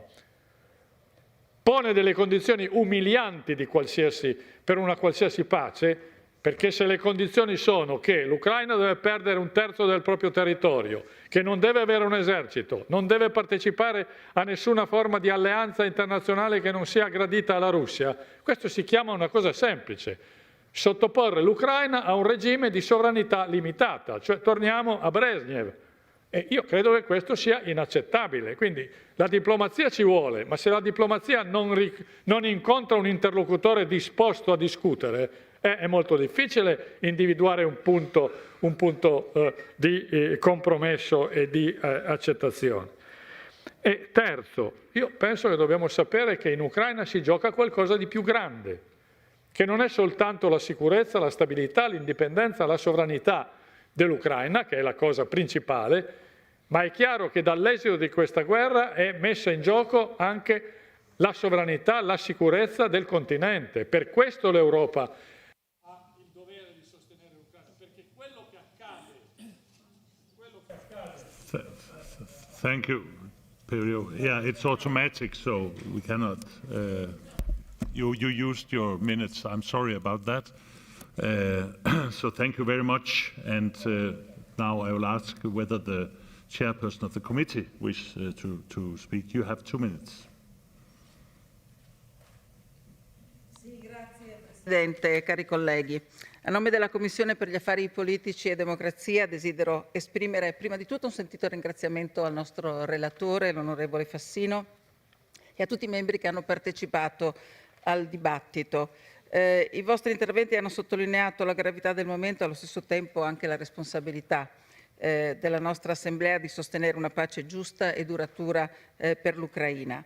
È essenziale anche per la sicurezza dell'intero continente. Ricordiamo che questo dibattito si svolge mentre la guerra di aggressione della Russia entra nel suo 4º anno. I negoziati sembrano registrare alcuni progressi, ma tuttavia si è verificata una tragica escalation degli attacchi con missili e droni che hanno preso di mira senza sosta le infrastrutture energetiche critiche dell'Ucraina. Cari colleghi, la nostra discussione ha confermato i pilastri fondamentali che devono stare alla base di qualunque accordo di pace. In primo luogo, l'Ucraina deve poter decidere del proprio futuro. In secondo luogo, la pace deve essere ancorata a garanzie di sicurezza solide e affidabili per l'Ucraina, concepite come parte integrante di un futuro accordo di pace. Il rafforzamento della sicurezza dell'Ucraina non è una concessione a Kiev, è bene ricordarlo, ma un investimento nella sicurezza europea. In terzo luogo, una pace giusta richiede la responsabilità per gli atti illeciti internazionali della Federazione Russa. A questo proposito, la recente adozione della Convenzione del Consiglio d'Europa, che istituisce una commissione internazionale per i reclami per l'Ucraina, è un risultato storico. Insieme al registro dei danni per l'Ucraina e al futuro fondo di compensazione costituisce un meccanismo articolato. Allora, io mi fermo perché è finito il tempo con un appello finale e chiedo ai colleghi qui presenti: adottiamo questa risoluzione come un messaggio forte e unito. Questa Assemblea è fermamente al fianco dell'Ucraina. Grazie.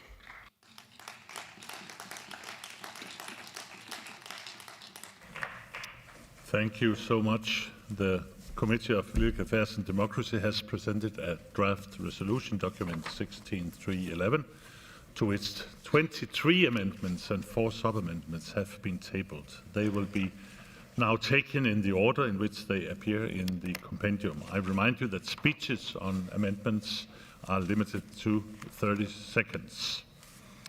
I understand that the chairperson of the committee wishes to propose to the Assembly that amendments 6, 1, 14, 15, 16, 17, 18, 8, 3, 19, 20, 21, 22, 23, and 2 to the draft resolution, which were unanimously approved by the committee, be declared as definitively approved. Is that so, Ms. Gardini? You are nodding, so it is so. So if no one objects, I will consider the amendments to be approved. Is there any objection to that? That is not the case. Amendments 6, 1, 14, 15, 16, 17, 18, 8, 3, 19, 20, 21, 22, 23, and 2 to the draft resolutions are therefore approved and will not be called. And I also understand that the chairperson of the committee wishes to propose to the Assembly that amendments 7 and 9 to the draft resolution, which were rejected by the committee with 2/3 majority, be declared also definitively rejected. Is that so, Ms. Cardini? You are confirming? So if no one objects, I'll consider the amendments to be rejected. Is there any objection to that? That's not the case. Amendments 4 and 11, which are also rejected with a 2/3 majority, are contingent on other amendments being accepted. Decisions on these amendments will be taken separately.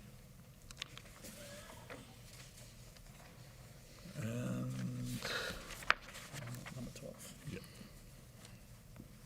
So we go to amendment number 12, and I call to the rapporteur to support amendment 12 on behalf of the committee. Piero, you have 30 seconds. Emendamento che ricorda che la crisi ucraina è cominciata nel 2014 con l'invasione e l'annessione della Crimea.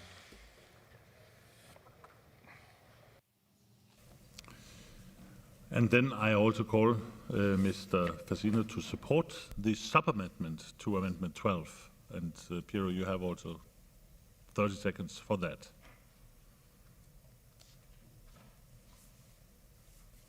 È quello che ho appena spiegato. Il subemendamento inserisce il riferimento al 2014, che nel testo iniziale non c'era. Thank you. Does anybody want to speak against the sub-amendment?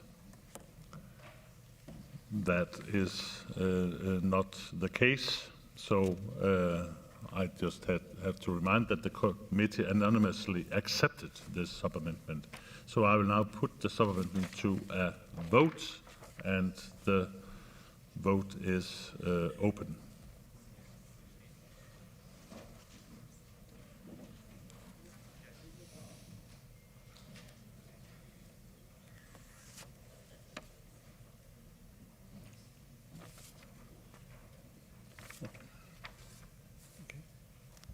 And we close the vote, and we'll see the results. Yeah, it is carried.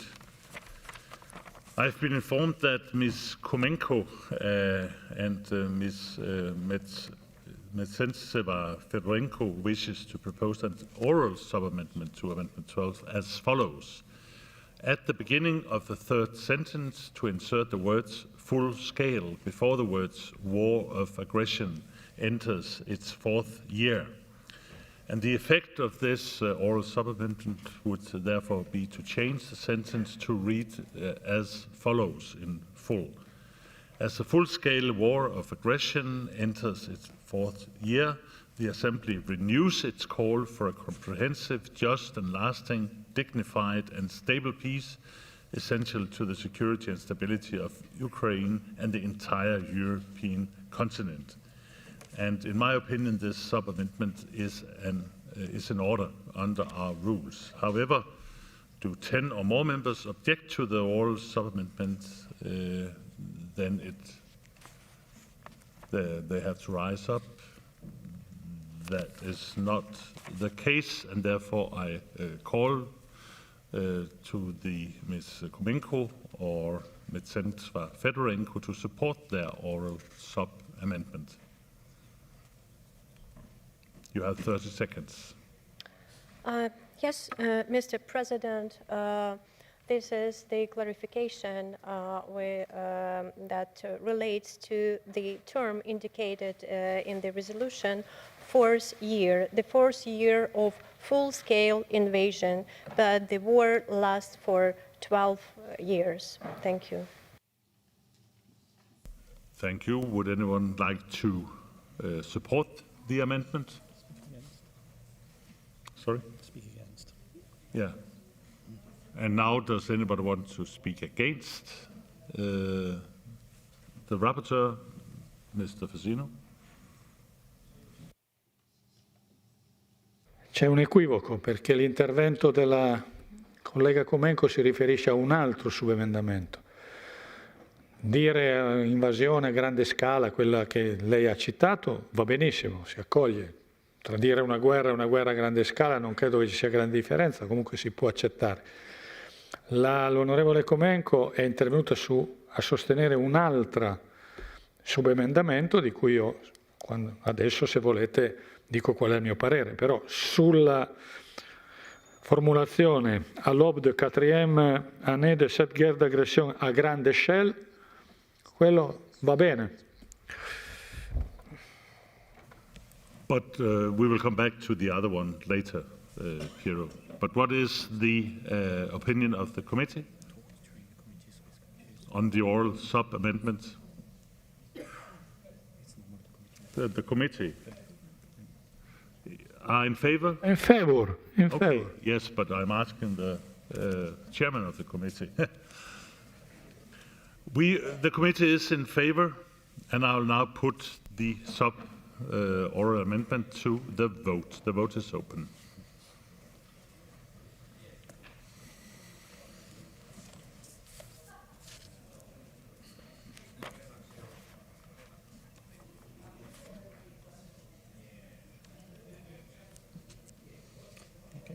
And the vote is closed, and we will see the results.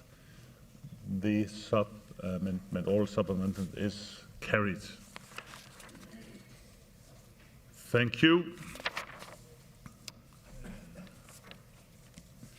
Now we have to, of course, vote on the main amendment as amended. And does anyone want to speak against the amendment as amended? If not the case, I have to say that the committee unanimously accepted this amendment as amended, and I'll now put it to the vote. The vote is open.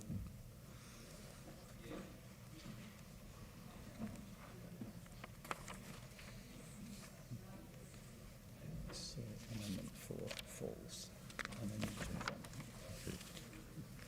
And I call The vote to be closed. for the vote to be closed, and we can see the result. The amendment 12 as amended is agreed to. Amendment 4 falls. And amendment 4, in the consequence of that, falls. So we will go to amendment number 13 and amendment. And I call Mr. Fassino to support amendment 13 on behalf of the committee. You have 30 seconds.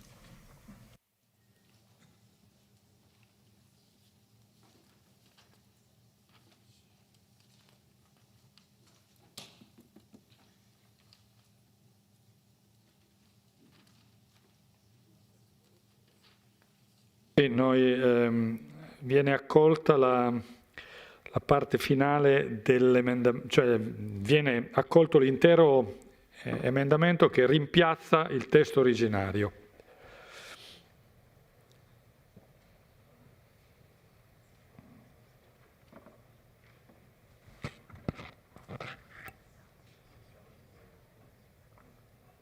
And please, also, Piero, will you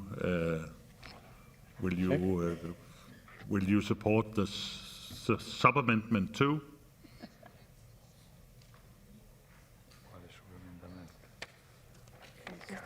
You have the amendment and the sub-amendment.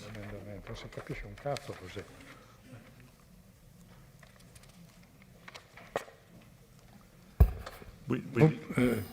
Può, Presidente, richiamare questo subemendamento? Perché io non vedo qual è, non lo vedo.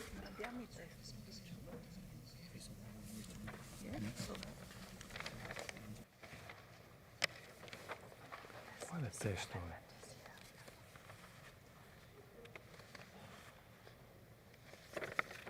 Ah, sì.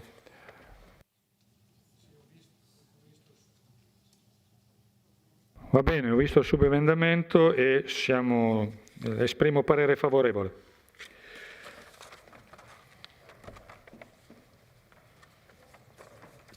Does anybody speak against the sub-amendment?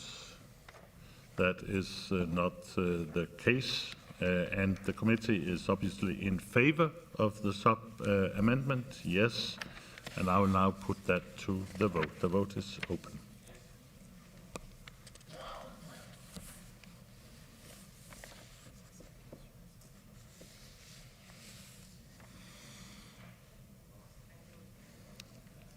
And we close the vote and see the result. This sub-amendment is agreed to. So now we come to the main amendment 13 as amended. Does anyone want to speak against the amendment as amended? That's not the case, and the committee unanimously accepted this amendment as amended, and I will now put it to the vote. The vote is open.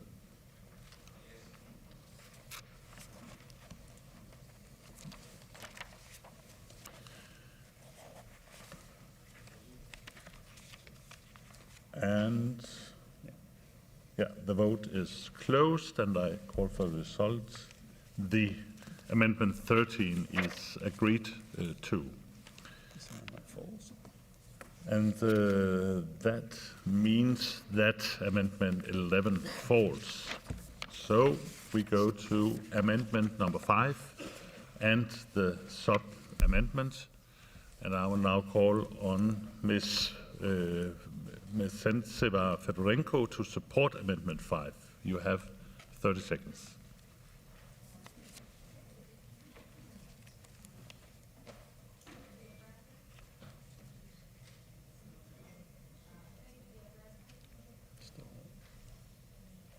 Can you hear me? Yes.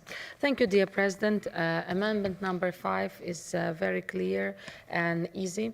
We're talking about the instruments for the crime of aggression within the meaning of the Rome Statute and the International Criminal Court, which has been supported in the previous resolutions as well.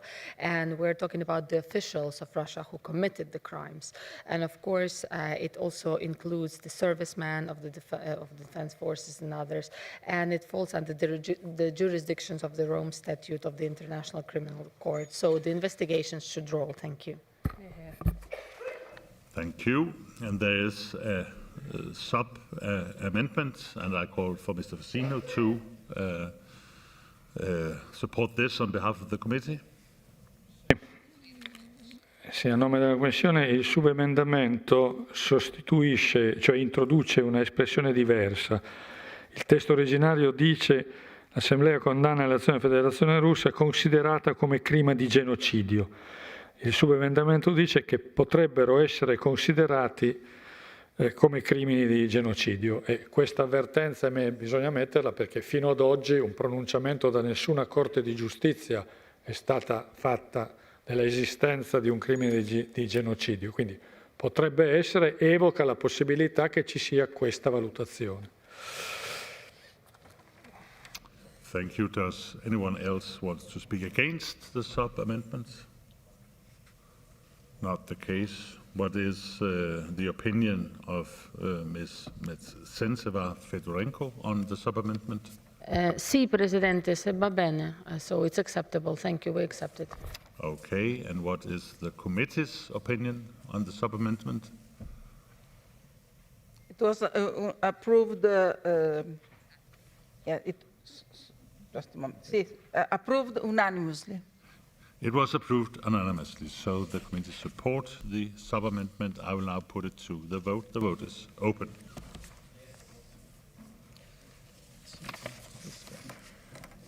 Jumping forward to page 65. Once you have finished with page 31. Okay. And we close the vote and see the results. The sub-amendment is agreed to. And now we come to the main amendment 5 as amended. Does anyone want to speak against the amendment as amended?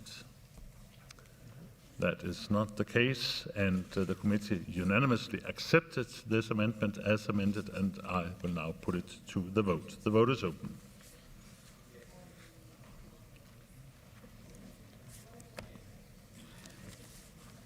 And I move to Page 65. Oh my God. And the vote is closed, and we see the result. The Amendment 5 is agreed to. So we go to Amendment number 10 and sub-amendment, and I call Mrs. Mencenseva-Fedorenko to support Amendment 10. You have 30 seconds.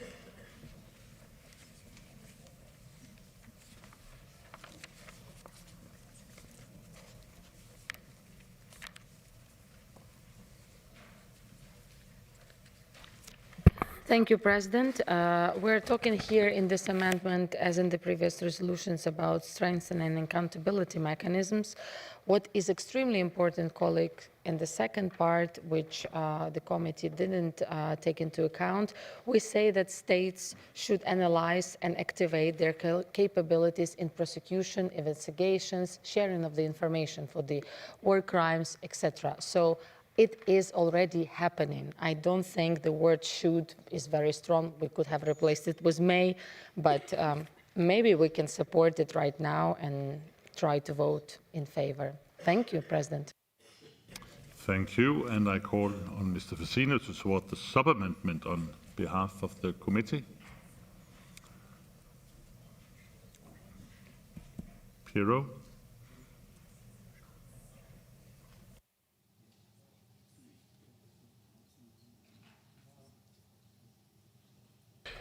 C'è un subemendamento che sopprime una parola e la sostituisce con un'altra, cioè invita gli Stati membri del Consiglio d'Europa a prendere le misure necessarie per, applicare tutte le misure contro coloro che si sono resi responsabili di crimini di guerra. Quindi questo è il subemendamento. Thank you. Does anyone want to speak against the sub-amendment? I don't see that. What is the committee's opinion on the sub-amendment?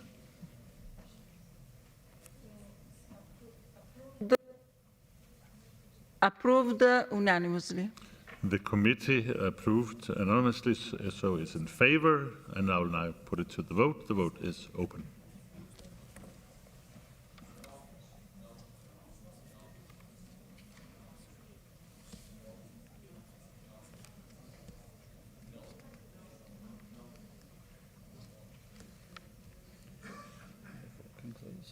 And we'll close the vote. And the sub-amendment is agreed to. And now we come to the main amendment 10 as amended. Does anyone want to speak against the amendment as amended?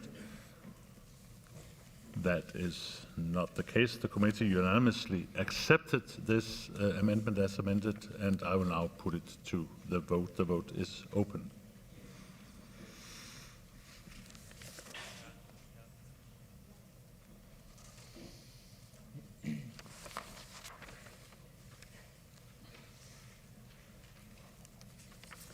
And we close the vote and see the result.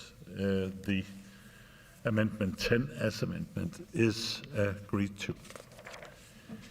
And that brings us to the vote on the draft resolution as a whole, contained in document 16.3.11 as amended.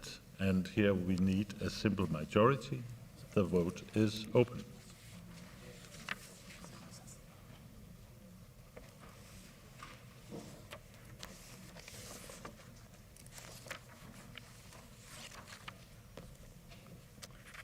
And we close the vote and see the results.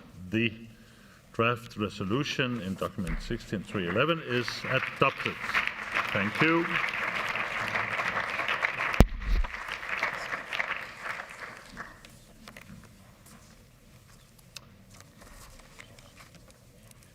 And now I will present you with information on the challenge of still unratified credentials of the delegations of Austria and Poland on procedural grounds. On January the 26th, at the opening of the Assembly session, the still unratified credentials of the parliamentary delegation of Austria were challenged on procedural grounds relating to the gender composition of the delegation. The still unratified credentials of the parliamentary delegation of Poland were also challenged on procedural grounds, on the ground that the name of the one member of the Sejm put forward by one of the political groups within the Sejm, Law and Order, to be part of the parliamentary delegation had been omitted from the list submitted by the Speaker of the Sejm, allegedly contrary to the internal procedure of the same. Under Rule 7.2 of the Assembly's Rules of Procedure, the Assembly referred the credentials to the Committee on Rules, Ethics and Immunities. At its meeting on 26th and 27th of January, respectively, the Rules Committee considered both challenges to credentials, and in accordance with Rule 7.2, if the committee concludes that the credentials should be ratified, it may submit an opinion to the President of the Assembly, who shall read it out in the plenary. With regard to the challenge of credentials of the Austrian parliamentary delegation, the Rules Committee adopted the following opinion.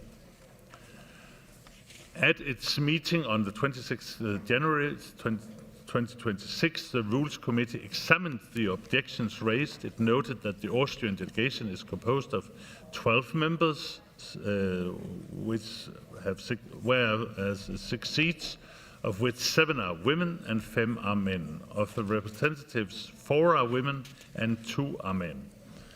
Rule 6.2b of the Rules of Procedure requires each national delegation to include both women and men among its representatives. As long as women are underrepresented in the Assembly, Rule 6.2b requires delegations with 6 seats, 12 members, to have a minimum of 4 women, including at least 2 women as representatives. The Austrian delegation clearly meets the criteria on gender set out in Rule 6.2b, having both men and women as representatives, having 58.33% of the delegation as women, and having 7 women members on its delegation, of which 4 are representatives. It is further noted that the Assembly has, for the first year, reached equal representation of women and men amongst its members, given that 49.16% of members of the Assembly for 2026 are women. For 2026, women are thus not underrepresented within the Assembly. The committee considers, in light of the Rule 6, that the credentials of the Austrian parliamentary delegation should be ratified, and there are no grounds for a challenge to those credentials. The committee notes that the challenge was not based on the criteria currently set out in Rule 6.2b regarding gender representation, but on those that will apply from January 2027. A challenge to credentials must be based on the grounds set out in Rule 7.1 currently in force, and it was therefore not in accordance with the rules of procedure. Therefore, the credentials of the Austrian delegations are ratified. With regard to the challenge of credentials of the Polish parliamentary delegation, the Rules Committee adopted the following opinion. At its meeting on 27th January, the Rules Committee examined the objections raised. It noted that explanations provided by the chairperson of the Polish delegation, Ms. Agnieszka Pomaska. It noted that in terms of fair representation, the composition of the Polish delegation reflects the various political currents present in the Polish parliament. The committee therefore examined the procedural question of whether the Speaker of Parliament can refuse to submit the name of a member of Parliament proposed by a political group. In line with Rule 6.2a, parliaments have a right to develop their own specific arrangements, provided that the procedures are transparent and comply with democratic principles. In the case of the Sejm, it has well-established procedures, and reasons were provided to the chairperson of the PiS political group for the refusal to include the name of Mr. Voss in 2026, together with an invitation to select another member for that seat. Thus, the refusal was duly reasoned, transparent, and communicated to the political group concerned. These circumstances were also communicated to the Assembly with the transmission of the credentials. Nonetheless, the committee recalls that national delegations are obliged to provide reasons for any vacant seats when submitting credentials in accordance with the rules of procedure and the principle of fair representation. It further stresses that any decision not to include a member proposed by a political group must be based on transparent institutional procedure so as to avoid perceptions of undue discretion or arbitrariness and to uphold the Council of Europe's core values of the rule of law, human rights, and pluralistic democracy. There is nothing to indicate that the principles guaranteed by Rule 6.2 have not been respected by the Polish Parliament. The delegation reflects a fair representation of the main political currents in the Polish Parliament. Accordingly, in accordance with Rule 10.1, the Rules Committee concludes that the credentials of the Polish parliamentary delegations are in compliance with Rules 7.1 and 6.2a and should therefore be ratified by the Assembly. The credentials of the Polish delegations are therefore ratified. Thank you. We have a replacement for you. Good.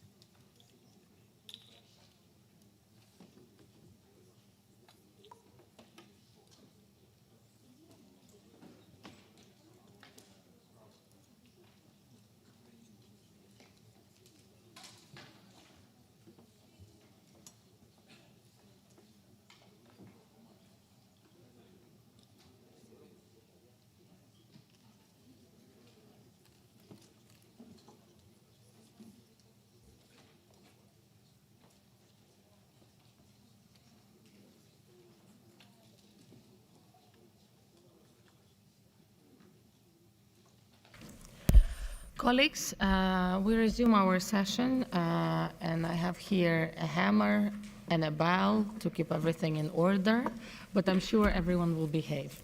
So the next item of business this afternoon is the debate, of the evening, is the debate on the report titled The Honoring of Obligations and Commitments by Bosnia and Herzegovina, document 163110, presented by Mr. Zsoltnemet and Pablo Hispan on behalf of the Committee of the Political Affairs and Democracy. In order to finish by 8 p.m. sharp, I will interrupt the list of speakers at about 7:50 p.m. to allow the time for the reply and the vote. We will begin with Mr. Zsoltnemet and Pablo Hispan as co-rapporteurs. You have 5 minutes each, gentlemen, and 5 minutes in total to reply to the debate. I call Mr. Nemet to start the debate. Thank you.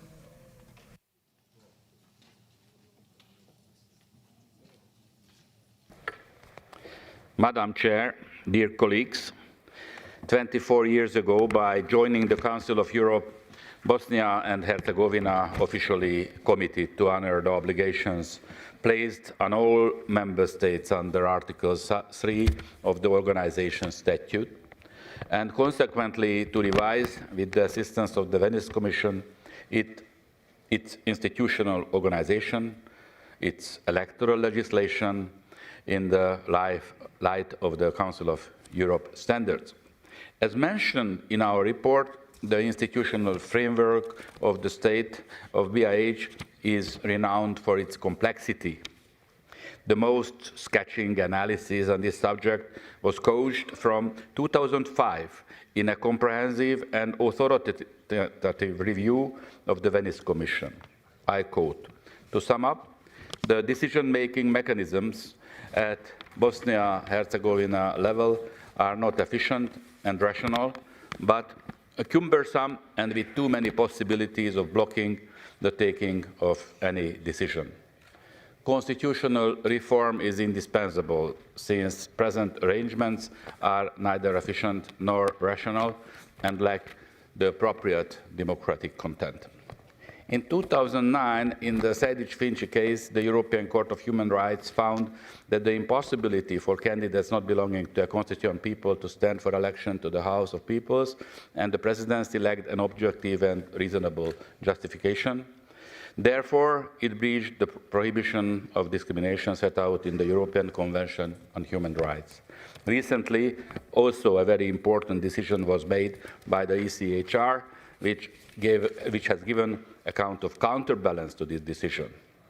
Resolution 2574 on the honoring of obligations and commitments by BIH, the last one adopted by our Assembly in October 2024, still regretted the institutional inertia in BIH.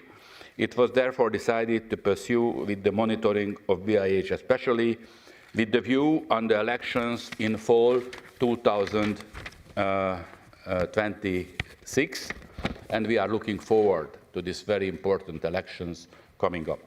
The Monitoring Committee discussed the latest developments in March and in May 25 and had a hearing with Mr. Konakovic, the Minister of Foreign Affairs of BIH, in September 25. In early 25, Pablo Hispan and I, as co-rapporteurs, conducted a country visit in Sarajevo, during which we met with the chair of the Council of Ministers, the Minister of Justice, the Minister of Human Rights, representatives of the most prominent political parties in Parliament, as well as with the acting president of Republika Srpska. I would like to thank to the Bosnian and Herzegovinian delegations for their openness and the very professional organization of our visit. Based on our investigation, on 9th of December last year, the Monitoring Committee considered the draft report and, after amending it, adopted unanimously a draft resolution on the functioning of democratic institutions in BIH. Again, in a couple of months before Bosnia-Herzegovina entered the campaign for this vote, we deemed it useful to provide the Assembly with an update of the latest developments and their consequences on the functioning of democratic institutions in the country. Despite structural disadvantages, we consider that Bosnia and Herzegovina, as explained in our report, has now an unprecedented opportunity to advance constitutional and electoral reforms and strengthening the functioning of democratic institutions. We noted with major relief that the authorities of Republika Srpska have annulled the entity-level laws adopted from 23 to 25 that had been declared unconstitutional by the Constitutional Court, including the separate election law for Republika Srpska, laws on immovable property used for the functioning of public authorities, or non-application of decisions of the Constitutional Court of BIH, on banning the operation of extra-constitutional institutions of BIH in the Republika Srpska, amendments to the Criminal Code, and the law on the separate High Judicial and Prosecutorial Council for the entity. Parallelly, the United States lifted sanctions on key officials and actors in Republika Srpska. We welcome the creation of a working group for the preparation of amendments to the Constitution of BIH, established by the Council of Ministers on the 30th of October 25. The administrative support of this body is supported by the Ministry of Justice of BIH. We will follow its work with great interest. Thank you, Mr. Nemeth. Dear colleagues, I will respond at the end of the discussion, the elements which I haven't been able to say. Thank you very much for your attention. Thank you very much. I call now Mr. Hispan on behalf of the Committee on Political and Democracy Affairs. Thank you. Thank you, Madam Metzensewa. Dear colleagues, even though the next November general elections will be crucial for the future of the entire country, the news is currently focused on the governance of the Republika Srpska. I will to remind you that the recent conflict escalated after the ERAS adopted legislation asserting ownership and control over public assets in defiance of the Constitutional Court and the Office of the High Representative. The ensuing confrontation led to legal proceedings against the senior ERAS officials, concluding last August by the revocation, conviction and disqualification of the then President of Republika Srpska, Mr. Milorad Dodik. While this development created deep political tensions, they ultimately triggered a re-engagement of ERAS institution with a constitutional framework, culminating in the calling on early presidential elections and the repeal of the unconstitutional legislations. What lessons can be drawn from this snap vote, which was held on November 23rd? First, despite the tense environment and equal conditions, major political actors decided to participate in the process, and the vote was proceeded largely without incident, which suggests that support for a hardline and anti-institutional rhetoric is diminishing. Second, the turnout was very low, 34.8 compared to 57.7 and 54.9 in the 2018 and 2022 general elections. Voters did not show so much interest in the intermediate poll, especially non-Serb citizens, since the two vice president positions of the areas allocated to a Bosniak and a Croat were not up for election. Third, the gap between Siniša Karance, member of the ruling party, the Alliance of Independent Social Democrats, and Mr. Branko Blanusa, running of the Serb Democratic Party, turned out to be narrow, less than 10,000 votes and 2% of the ballots cast. On the one hand, this reflects healthy democratic competition. On the other, with general elections just a few months away, it creates a high degree of uncertainty. All the more that, fourth, the Central Election Commission of Bosnia and Herzegovina identified regrettable irregularities and awful actions in a significant number of locations, manipulation of votes, invalid ballots, and above all, operational irregularities in the work of elections boards led to unusually high turnout, up to 75%, and overwhelming support exceeding 90% for a single candidate. The CES therefore ordered a recount of these specific locations prior to annulling voting results in not less than 136 polling stations across 16 territorial units. The annulment was upheld after the appeal chamber of the Court of Bosnia and Herzegovina, as last resort, rejected challenges from both major political parties against the decision, one requesting to maintain the result, the other seeking to rerun the vote in a higher number of polling stations. The repeat vote, scheduled for October 8, will use the same candidate list and voter register and annulled election. Given the very close original scores and taking into account that the annulled polling station represented a significant number of voters, the final result remains uncertain. The Central Electoral Commission decision complies with legal and procedural requirements aimed at ensuring electoral integrity. Whilst it imposed additional expense and administrative constraints, the repeat elections are not an effort to correct manifest procedural violations and enhance voter confidence. The coming year might also bring a change with new electronic technology designed to shore up the integrity and the credibility of the elections process. Such reforms must address broader structural deficits of the Dayton framework and improve institutional efficiency to ensure effective governance and progress on the country's European path. The role of the Office of High Representative remains important until internal mechanisms can fully guarantee the implementation of the state-level decisions. Another matter of concern is the appointment of new judges from the Republika Srpska to the Constitutional Court of Bosnia and Herzegovina. This step remains essential to ensuring the court's full institutional functioning and the effective exercising of the constitutional mandate. Persistent delays in judicial appointment continue to undermine the stability of Bosnia and Herzegovina constitutional order and should be addressed as a matter of priority. That does not alter the fact that the time seems right to open a new page of dialogue for mutual understanding, as Mr. Scholz-Nemetz said.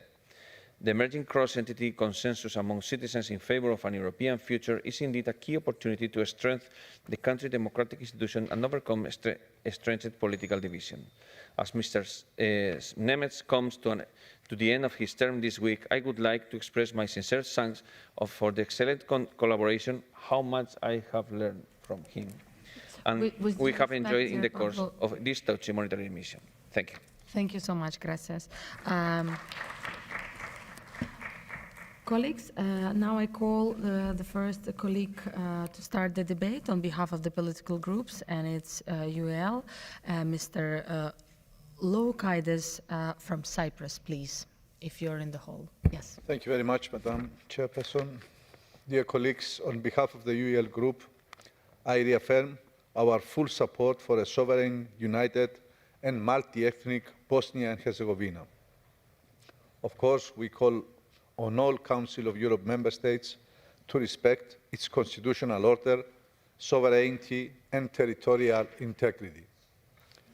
This report covers a period of serious institutional crisis, marked by direct challenges on the rule of law and on the Dayton framework. We acknowledge that some of the most dangerous developments have been reversed. The repeal of unconstitutional entry-level legislation and the holding of elections, despite clear shortcomings, demonstrate a degree of institutional resilience. At the same time, violent rhetoric, unequal campaigning conditions, and low public trust underline just how fragile and reversible this progress remains.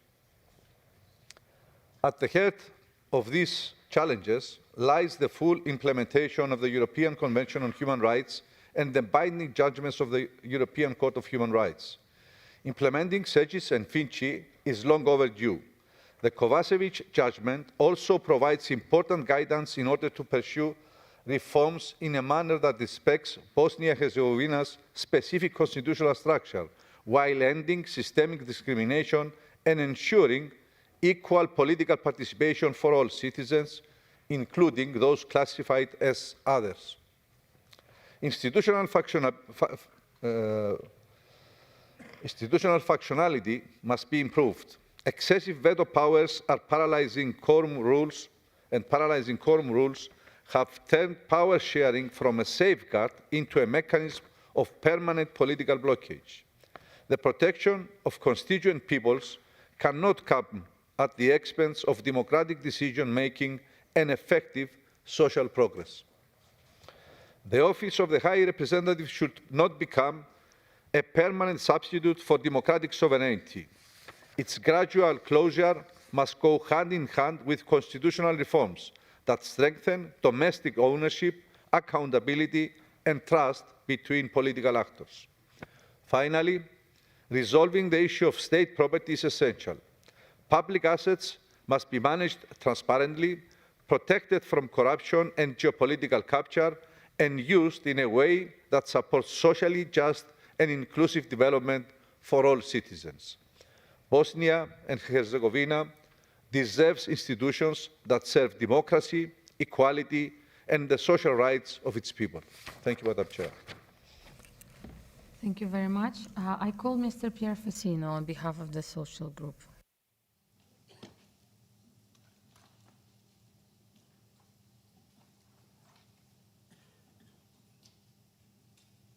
Grazie Presidente, ringrazio i relatori e dal quadro che ci hanno offerto i relatori credo che dobbiamo trarre una grande preoccupazione. Una grande preoccupazione perché la Bosnia è a rischio. In realtà è stata a rischio la Bosnia fin dalla sua Costituzione, dopo l'accordo di Dayton e di Rambouillet. Si determinò sulla base di un accordo internazionale la formazione di questo Stato, mettendo insieme le diverse comunità, no? Uno Stato con 2 entità statali, Srpska Federazione Croato-Musulmana, e 3 comunità, bosniachi, serbi e croati.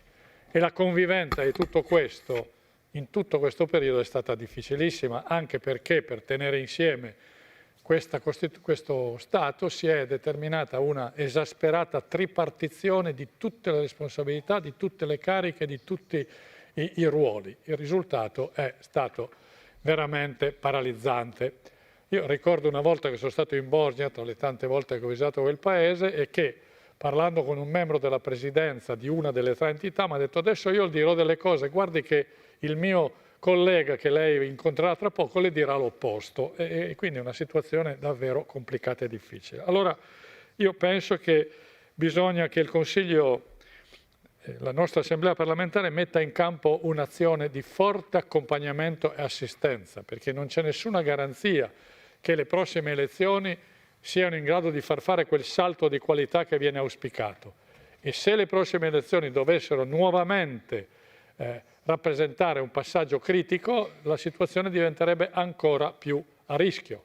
Sappiamo che Dodik è tentato costantemente e continuamente di dare vita a una a scelte separatiste. Sappiamo che anche nella Federazione Croato-Musulmana, tra la minoranza croata, tra la comunità croata, ci sono delle spinte di natura separatista, quindi il rischio è di, come dire, un quadro politico che in realtà comprometta l'esistenza della Bosnia. E attenzione, se salta la Bosnia, salta un equilibrio nei Balcani, con le conseguenze che questo può produrre sui diversi stati della regione. Quindi da questo punto di vista io apprezzo le relazioni, credo che le raccomandazioni delle relazioni debbano essere accolte. Dico che al di là delle raccomandazioni che noi facciamo, poi bisogna mettere in essere un'attività costante e continua da parte del Consiglio d'Europa di accompagnamento, di assistenza delle autorità bosniache perché si facciano davvero quelle riforme che consentano ai passaggi elettorali di consolidare positivamente l'assetto politico e istituzionale e di non comprometterlo. Grazie. Grazie mille. I call the next Mr. Georges Stamatis from the EPP Group. Thank you, Madam President. First of all, I would like to thank our colleagues for this report, and also it was very interesting about Mr. Fassino and Mr. Loukadidis, his speeches, and because they start to talk about what happened for the future for Bosnia-Herzegovina. And I think that we have to commit here to help Bosnia-Herzegovina to the road, to the rules of the Council of Europe, and of course for the direction for the European Union. You know better than me, Bosnia-Herzegovina joined the Council of Europe in the last 24 years with a clear obligation, and we have to respect these rules of the law, democracy, governments, and full compliance with the European Convention on Human Rights. This report is a sober assessment of where the country stands today and all in progress in defining risk and setting out a realistic path forward. From the perspective of EPP, we welcome this report because it is a clear and consistent way. The recent political institution crisis in the country was crucial, but it was addressed effectively. The report underlines the importance of electoral integrity and representation. We welcome the gradual implementation of electoral reforms aimed at transparency and integrity. At the same time, the Assembly is right to insist that electoral reform must also guarantee political representation for all three constituent people and others in line with the judgment of both the Constitutional Court of Bosnia and Herzegovina and the European Court of Human Rights. It is also of major importance that the Assembly calls on the authority of Republic of Serbia to promote initiative procedure for appointing for judges to the Constitutional Court of Bosnia-Herzegovina. Additionally, we consider it particularly encouraged that the authorities of Republic of Serbia have annulled the entry laws adopted from 2 years ago to last year that they have been declared unconstitutional by the Constitutional Court. Political parties are called on adopting a package of reforms that will improve the functionality of the state institutions and to find a sustainable solution to the issue of the state property. Finally, it is particularly important that the Bosnia-Herzegovina complete the procedure and submit to the Assembly the list of the 3 proposed judges so that the judge from Bosnia-Herzegovina to the European Court of Human Rights may be appointed. Overall, the report demonstrates that Bosnia-Herzegovina, despite the serious crisis and it was undergone, lies on the right path and should now intensify its efforts and in being in systemic cooperation with the Council of Europe. With a view to the further strengthening democratic institutions and the effective protection of human rights in the country. In light of the report, we support this report, reaffirming our shared commitment for democracy, the rule of law, and human rights. Thank you. Evharisto. Now I call Ms. Alicia Kearns on behalf of ECPA Group. Thank you, Madam President, colleagues. I congratulate Mr. Salt-Nemeth and Mr. Pablo Isban on an excellent report and presentation. 2025 marked the 30th anniversary of the war in Bosnia and the Dayton Peace Agreement. Across Europe, we remembered those who lost their lives. In the siege of Sarajevo, in concentration camps, as victims of the Srebrenica genocide and the massacres of innocents. And we must never take peace for granted. Bosnia and Herzegovina have endured a difficult year due to the illegal laws that were passed and actions taken by former Republika Srpska President Milorad Dodik.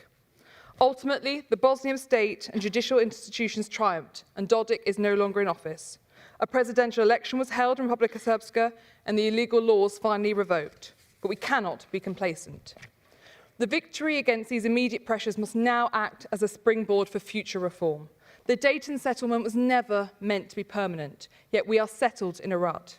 The new political leadership in Republika Srpska must cease all legal and rhetorical attacks against the Bosnian state and peoples, and a solution must be found to the question of state property, which empowers the central state and opens the pathway to NATO membership. The Venice Commission's findings must also be implemented and constitutional reforms enacted to democratise and improve the efficiency of the country's governance. The 2006 April package came just 2 weeks and 2 votes of meaningful reform. Let us now hope that 20 years later, we finally have the courage to see meaningful reform. I welcome that the Bosnian Council of Ministers' creation of a working group has focused on constitutional reform. But ultimately, Bosnia cannot continue with its preoccupation with ethnicity as the basis for the division of power. It is not working, and it cannot work. Bosnia and Herzegovina has many friends across Europe, and it is a wonderful country that is rich in culture, history, and hospitality. And the recommendations in this draft resolution would open the way for investment, development, democratisation, and a better future, where the young people of Bosnia do not feel that they have to leave their country to have a future free of ethnic divisions and opportunity. But mark my words, we in this place must not allow the Balkans to slip from our gaze. The threat of conflict remains far too ever present. But today I urge all members to support this report and, working together, commit ourselves to a safe and stable Bosnia, firmly rooted in the community of Europe, where it deserves to be and where it should be. Thank you, Madam President. Thank you very much. I call Mr. Pulak Mariana on behalf of ALDE. Thank you, Madam President. Dear colleagues, on behalf of the ALDE group, I would like to thank the co-rapporteurs for this thorough, balanced and honest report. This document addresses one of the most serious institutional crises since the Dayton Peace Agreement. But its most important message is not only about the crisis, it's about resilience. We have witnessed direct challenges to the constitutional order, the authority of the Constitutional Court, and the office of the High Representative. Yet the rule of law prevailed. Court decisions were implemented, unconstitutional laws were withdrawn, and elections were held. This demonstrates that the institutions can withstand severe political attacks when there is a legal clarity and international support. However, resilience alone is not enough. From a liberal perspective, no democratic system can be considered complete as long as discrimination is embedded in its constitutional framework. The continued non-implementation of the Sejdic-Finci judgment and related rulings of the European Court of Human Rights is not a technical issue. It is a fundamental question of equality and basic democratic principles. These judgments must be implemented without further delay. At the same time, any reform must ensure that strengthening the equality of citizens does not undermine the legitimate representation of constituent peoples. As a representative also from Croatia, a neighboring country and a signatory of the Dayton Agreement, I want to stress this clearly. The protection of constituent peoples and the functionality of the state are not contradictory goals. On the contrary, only a functional European Bosnia and Herzegovina can guarantee the rights, security and the dignity of all its citizens. Regarding the office of the High Representative, it is not the cause of dysfunction, but a consequence of it. Its closure must be the result of successful constitutional reform, not a political shortcut.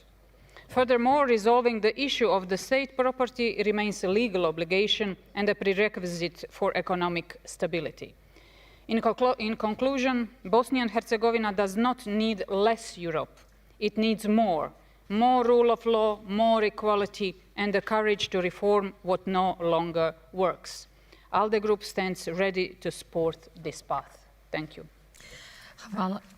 Hvala, thank you so much. I call now the list of speakers to be open, and first speaker, Mr. Magazinovic.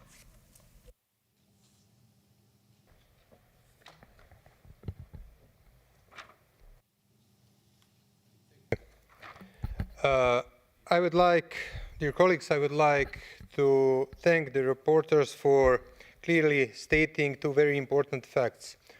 First one, the mandate of the High Representative is legitimate and cannot be questioned. Second one, state property can only be managed by the state of Bosnia and Herzegovina.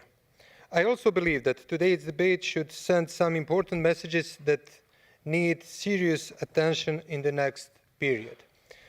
First, neighboring countries, Serbia and Croatia, must stop interfering in the internal affairs of Bosnia and Herzegovina. This interference creates instability and weakens the country's sovereignty and democratic processes. Second, the public broadcasting system in Bosnia and Herzegovina is in the most difficult situation in its history. This is not just because of lack of money, it is because part of political elites is trying to weaken it. The same actors who raise national and ethnic tensions are directly responsible for the crisis of the public broadcasting system. This is not a technical problem, it's a political one. Therefore, I call on the Council of Europe to actively help to resolve this issue. Third, at the root of almost every major crisis in Bosnia and Herzegovina is a crime protected by some politicians. Crises that do not happen by accident. They are created to hide serious criminal activities. The greatest help Bosnia and Herzegovina can receive today is strong, clear and consistent support in the fight against crime and corruption. And finally, violence against women in Bosnia and Herzegovina is increasing, and this is deeply worrying. I expect stronger engagement from the Council of Europe that together, through concrete policies and protection measures, we can stop this violence. Thank you. Thank you, Sasha. I call now Mr. Borinovic to be the next speaker. As an opposition representative who comes from the most western part of Western Balkans. Mr. Borinovic, your microphone. You need to insert your badge and then press the mic button on the right. Your badge. Do you have your badge? Yes, it's in. Okay. It's going now. Okay. Okay, as an opposition representative who comes from the most western part of the Western Balkan, from Banja Luka, Republika Srpska, Bosnia and Herzegovina, I want to stress again that we belong to the European civilization. Besides the current, long-time presented ruling political elites who are afraid of EU rules, rule of law, organized society, we remain focused in achieving European perspectives, standards, procedures.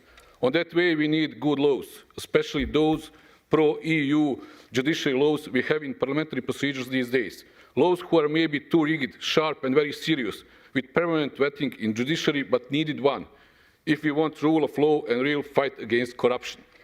I'm convinced that we can make a major step in integration to EU, which will benefit all citizens in Srpska Federation and all of Bosnia and Herzegovina. This is a process in which there are many preconditions and obligations for Bosnia and Herzegovina needs to fulfill. But this is also a process from which our citizens have high expectations, especially when it comes to full freedom of movement for our people and easier flow of goods for our economy. This finally implies easier crossing the EU borders, and in particular, there is a major problem that our transport community is currently facing, which has incredible, unnecessary and discriminatory restrictions on the work and business of our transport companies and carriers through European countries. I guess human rights, equality, fairness and non-discrimination are key European and civilization values. And finally, I'm convinced that by working dedicatedly to establish the rule of law and adopt EU standards and rules, respecting our constitutional framework and Dayton Peace Agreement, we can close the OHR office, replace foreign judges with domestic ones in the Constitutional Court, and fully assume the role of governing our country in fair and honest election process, strengthening domestic institutions, especially judiciary ones, and creating an environment for a good life for all our citizens. Thank you. Thank you very much. Colleagues, unfortunately, I must interrupt the list of speakers right now, as the speeches of the members on the speakers list who have been presented during the debate, but we have not been able to speak. You may be given to the table office for the publication, but please no later than 4 hours after we close the debate electronically. In a moment, I will call Mr. Nemes and Mr. Pablo Hispan as co-rapporteurs to reply, and I first call Mr. Hispan for his reply. I remind you, colleagues, you have up to 5 minutes. In terms of saving the time, you can speak for less minutes. Thank you. Thank you very much, Madam, and I have to express my dissatisfaction that we couldn't listen to more contributions at this very important discussion. Many interested members of parliament should have been able.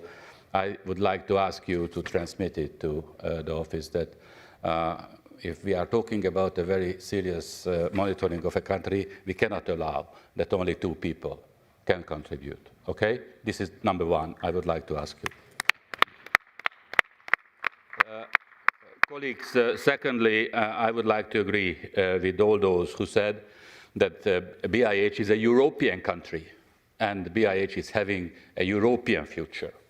And the Western Balkans will not have stability without giving full membership in the European Union to this whole region. You can count on us, and I'm convinced that the Council of Europe will be assisting this process. Thirdly, I would like to agree with Madame Pouliak. Yes, in the immediate future, the legitimate representation of constituent peoples is a very important challenge in front of the country, and I hope that after the elections, the appropriate conditions will be found to achieve this.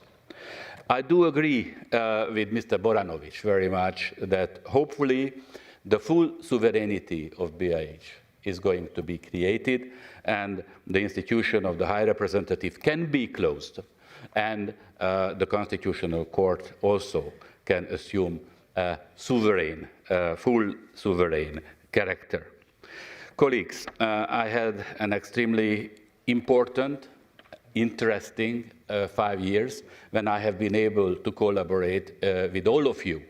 And I would like to express to the members of the BiH delegation my gratitude for this collaboration. Our intention was, in the last 5 years, not to make judgments about who is right and who is wrong. But that was my intention, that in these reports I have been responsible for, we are able to demonstrate the position of all of you. And I think we have been able to do that, and I am very grateful to the Secretariat that they have also understood that in such a very sensitive environment, this is the only way how we can contribute to finding the appropriate compromises and creating a favorable environment for creating an environment to have good decisions. The present situation, I believe, before the elections is obviously tense, and all the media aspects, I think we should pay attention. But I'm convinced that the Council of Europe may play an important role in assisting BiH in having successful elections.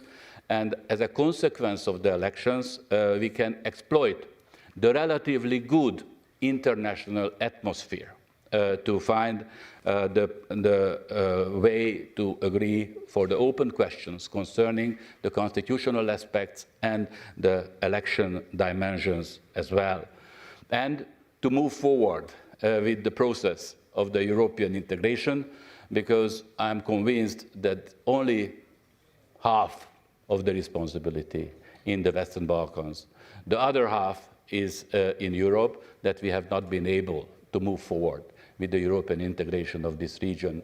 And I do agree with Mr. Fassino that until we are not there, until we haven't been able to pave the way to the European integration, there is a potential which might worries all of us concerning the stability of the region. So I had a very important and interesting 5 years, and I hope that the rules doesn't make possible that I continue my rapporteurship, but I'm convinced that my co-rapporteur, Pablo Hispan, will do a good job. We have been able to collaborate very closely, and I think we have agreed on most of the questions. And if we agree from two different parties in the Council of Europe, I think you will be able to find an appropriate agreement inside the country. Thank you very much for your attention.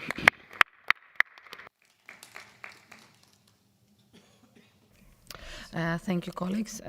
Dear Mr. Hispan, the floor is yours. If we can limit, no, we should not limit you, but if you can give the floor for more time for dear chairperson, Mr. Elvira Kovac, would you wish to do so? Okay, great. Then we call Mr. Elvira Kovac. Dear Elvira, you have 2 minutes. Thank you, distinguished chair, dear colleagues.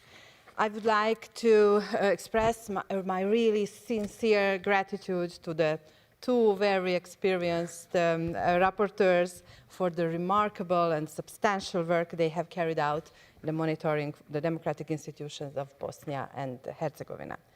As both of them have pointed out, there are many positive developments in Bosnia and Herzegovina, but still also some sensitive issues to be resolved in order to strengthen the institutional and political system, and especially to bring it fully in line with the statutory and legal standards of the Council of Europe. We are all aware of the challenges there in Bosnia are considerable. Nevertheless, the report highlights the interesting political dynamics emerging in the country, which are quite unexpected given the events in recent years. Anyway, our Assembly must continue to play a central role in encouraging the political actors of three constitution people to achieve a change in the country's institutional architecture, ensuring balanced representation of each of them, as well as, we said, others. Therefore, I really encourage you, dear colleagues, to support the resolution tabled by our two distinguished colleagues.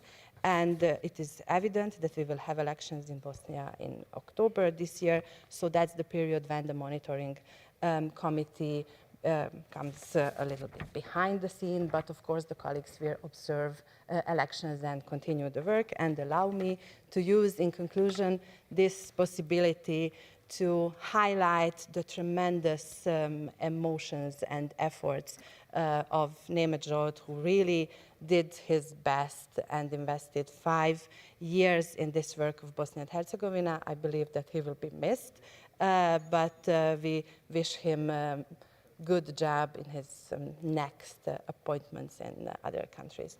Thank you for your attention. Thank you, Madam Chair. The debate is closed, colleagues. The monitoring committee has prepared a draft resolution document 16310, to which no amendments have been tabled. We will now proceed to the vote on the draft resolution contained in document 16310, and a simple majority is required. Colleagues, the vote is open now. I don't vote, right?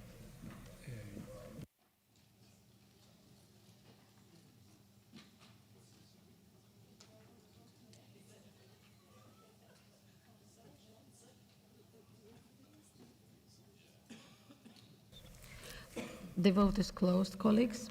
I call now for the results to be displayed. It's adopted, 63 in favor, 1 against, and 2 abstentions. Then you have to announce the next. It's the last. Congratulations, colleagues, and the Assembly. Yes, applause to all enthusiasts who are in the hall as well. The Assembly will hold its next public sitting tomorrow morning at 10:10 with the agenda approved on Monday. Colleagues, the sitting is adjourned. I close the sitting and I wish you a peaceful evening with electricity, warm water, and other great elements of European life.